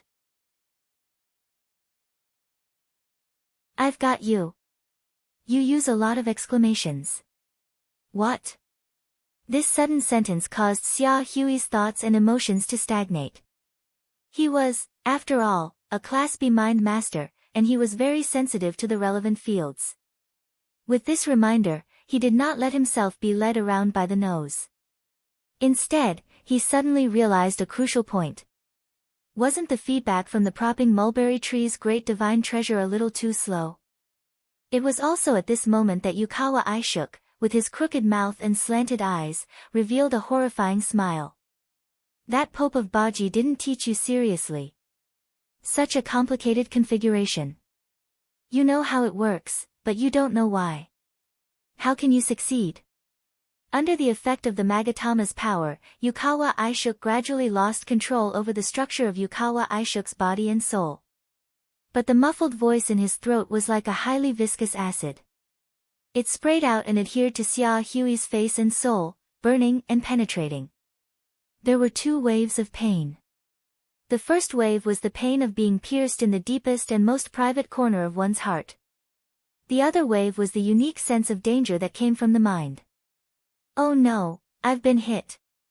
Without giving Xia Hui a chance to analyze it in depth, in the spiritual plane that he saw and sensed, the exquisite composition that had been unfurled actually began to slowly roll back. It was retracted. Xia Hui's eyeballs nearly bulged out of their sockets like Yukawa Aishuk's. His consciousness played no role at all. In fact, it was just as Luo Nan said. The Pope of Baji gave Xia Hui the method to stimulate and maintain the Magatama's power, but she did not give him the method to use it flexibly. The Pope of Baji did not go so far as to be selfish. It was mainly because Xia Hui had not reached that level. He did not possess the knowledge reserves. Every structure, every section, and every detail of such a complex structure would affect the entire structure. Xia Hui, who was on the back of the mountain, was able to maintain the stability of the whole structure and successfully act as a fulcrum to sense and feedback information. He was already worthy of the role the church had given him. But this kind of role was not enough in the face of the orderly retraction of the configuration before his eyes. Spilled water was hard to retrieve, but everything that appeared on the mental plane was simply like reversing time. The power of the Fusang divine tree that had already unfurled was retracted bit by bit. It came back the way it came. There was not a trace of error, not a bit of wastage, but even on the mental plane, the circulation of energy had to obey basic laws. How could entropy increase and entropy decrease consume the same amount of energy? The most terrifying expenditure of the effect of reversing time was the astronomical calculation of the law. It consumed Luo Nan's brain power and control. He did it if he wanted to. But the remaining portion was completely squeezed back into the power of the Magatama, and this power was suppressed back to its original state. Xia Hui and the Magatama were affected by the entire activation mechanism. To a certain degree, they were one entity. There was no need to consider the boundaries of the reverse retraction. The retraction of the Magatama's power took advantage of the situation and pushed Xia Hui back in time. Of course, this was an exaggeration. His mental state and mind were completely unprepared for the retraction of the Magatama's power. His entire body was crushed to the point of suffocation. His swollen body instantly deflated. Xia Hui's body looked like it had its bones pulled out. He fell limply to the ground, unconscious. Phew. That was close. Yukawa Aisuk sighed as he looked at Xia Hui, who was on the back of the mountain. I almost got myself into big trouble. Fortunately, Luo Nan had fought with the propping mulberry tree system of the Amaterasu cult many times over the past few days. He had seen the brain demon, the horn demon, the fat dragon, and many other similar tricks. Only then was he able to come up with this method of reverse sealing. Of course, this was also because he saw the opportunity quickly and made use of his understanding of the configuration of the great divine treasure of the Fusang divine tree. He also made use of the opportunity when Xia Hui was controlling the Magatama on the back of the mountain and had no time to pay attention to anything else. He took the first step to induce his negative emotions, giving him illusions and misleading him, distorting the feedback of the entire sensory channel. Just this skill alone was enough to prove that he hadn't been communicating with Mr. Bai for half a year. But the more it was like this, the harder it was for Luo Nan to deal a heavy blow to Bai Xinyan. He didn't have much hope that the previous threats would achieve anything.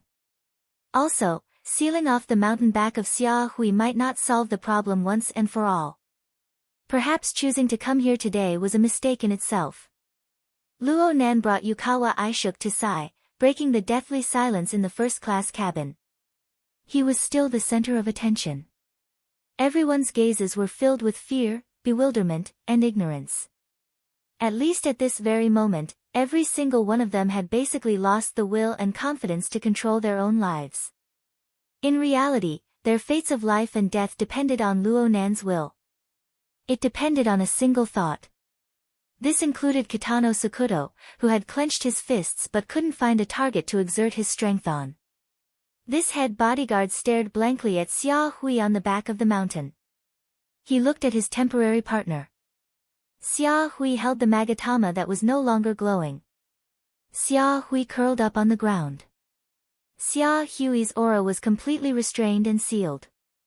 It was as if Xia Hui had been sealed into an invisible container. The connection between the inside and the outside was completely severed. This wasn't a knockdown or an extermination. This was a seal. In a way that he couldn't understand at all, this was a B-rank psychic. Kitano Sakuto didn't know what he was feeling right now. He turned to look at his employer and tried to converse with the soul deep within the frame of his body and soul. Don't go too far. The words squeezed out from his throat proved that this head bodyguard was completely at his wit's end. Was it too far? Of course, Luo Nan knew that Yukawa Aishuk's 7 orifices were bleeding. If it wasn't for the support of his will, Yukawa Aishuk's situation would have been even worse than Xia Hui on the ground. Luo Nan had forcefully reversed the structure of the Fusang tree just now, causing the power that Luo Nan transmitted to him to be a bit excessive. With the strength of Yukawa Aishuk's frame of body and soul, this wave of power was enough to cause serious injuries. But Luo Nan wasn't going to feel apologetic. If Yukawa Aishuk knew the role he should play in this world and stayed in his position, he might be able to live for a few more years. Under the influence of Luo Nan's will, Yukawa Aishuk's bloodshot and murky eyes adjusted slightly. He stared at Kitano Sakuto without saying a word. Kitano Sakuto's fleshy face twitched a few times. The ominous glint in his eyes finally dimmed. He waved his hand weakly. The 2 bodyguards who had been restraining Yukawa Aishuk's body were now stiff. They stared at their boss with wide eyes. When they saw the gesture, they felt as if they had been granted amnesty and quickly backed away. One of them even tripped over Xia Hui, who was on the ground, and almost fell down. Yukawa Aishuk slowly got up amidst this bewildered atmosphere. He bowed slightly to the people in the first-class cabin. Let's call it a day. My abrupt visit has caused inconvenience to everyone. Please forgive me. No. Please don't mind it. The Maikawa undersecretary made an example of himself. He bowed 90 degrees to Yukawa Aishuk. Please don't mind the dishonorable role I played in this incident. Yeah. Please don't mind it. You're too kind. I don't want to die. The first-class cabin was a boiling cauldron of voices. While everyone was expressing their stance or venting their emotions, Yukawa Aishuk's bloody and swollen face turned to the back.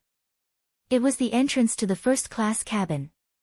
Sir, you can't do this. You can't go up. The air stewardess's voice was urgent and trembling. It was rare for her to fulfill her duty, but it was pointless. The sealed partition door opened. A middle-aged man dressed in a suit and leather shoes walked in. He looked like a business elite. The man's face was flushed red. His feet were a bit floaty. It was as if he was drunk. However, his eyes were very bright.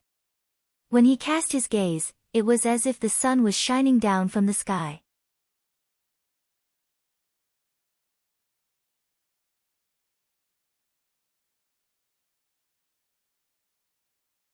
It was not until then that the personal secretary of the Maikawa Vice Minister of Affairs had the courage to help his superior.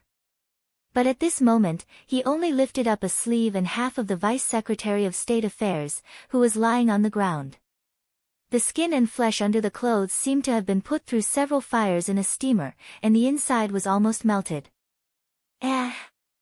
The sharp sound of the broken strings of reason turned into a screech of pain that came out of the secretary's throat. The future senior political official, who graduated from a first-class university, worked in a first-class department, and received first-class training, immediately peed his pants. His body bounced up a few centimeters and fell on the corpse of the Vice Minister of Maikawa. He lost consciousness. The screams, the strange smell, and the disfigured corpse. The sensory stimulation that came together and exploded in an instant finally tore apart the numb atmosphere caused by the high tension. No matter how strange the previous events were, they were far from being able to compare to the impact of the horror of death right before their eyes. The first-class cabin was in chaos. Almost everyone was retreating, fleeing, and running as far as they could. The relatively spacious first-class cabin was filled with a dozen headless flies. In other words, they could be ignored if they wanted to. After the drunkard touched the Maikawa Vice Minister of Affairs, he did not touch anyone else. It was as if the drunkard was just an accident. The drunkard smoothly made his way to the periphery of the small circle around Yukawa Aishuk. Most of the people in this circle were bodyguards. They were all professionals. They saw how this drunkard deprived the Maikawa vice minister of affairs of his life, and now he was right in front of them. The more they understood the inconceivable things, the more they understood how terrifying this person, or the consciousness that was parasitic on this person's body, was. They also wanted to escape, but their leader, Kitano Sueto, did not respond. They hesitated and lost the chance to escape. They could only desperately shrink their bodies and try to put as much distance as possible between them and the drunkard. In this way, Yukawa Aishuk's protective wall was as good as non-existent. As the head of the bodyguards, Kitano Sueto still did not respond. In fact, he was probably one of the most dumbfounded people in the first-class cabin. When the drunkard was less than 2 meters away from him, he could already feel the abnormally high temperature. Only then did he wake up from his dream. He hurriedly and cautiously bowed. It's you. Kitano Sukido wasn't tall to begin with, and his bow made him even shorter. Therefore, the drunkard naturally ignored him, but his footsteps that had been moving forward also stopped there. There was no response from the other side. Kitano Sueto did not even dare to move his bent body.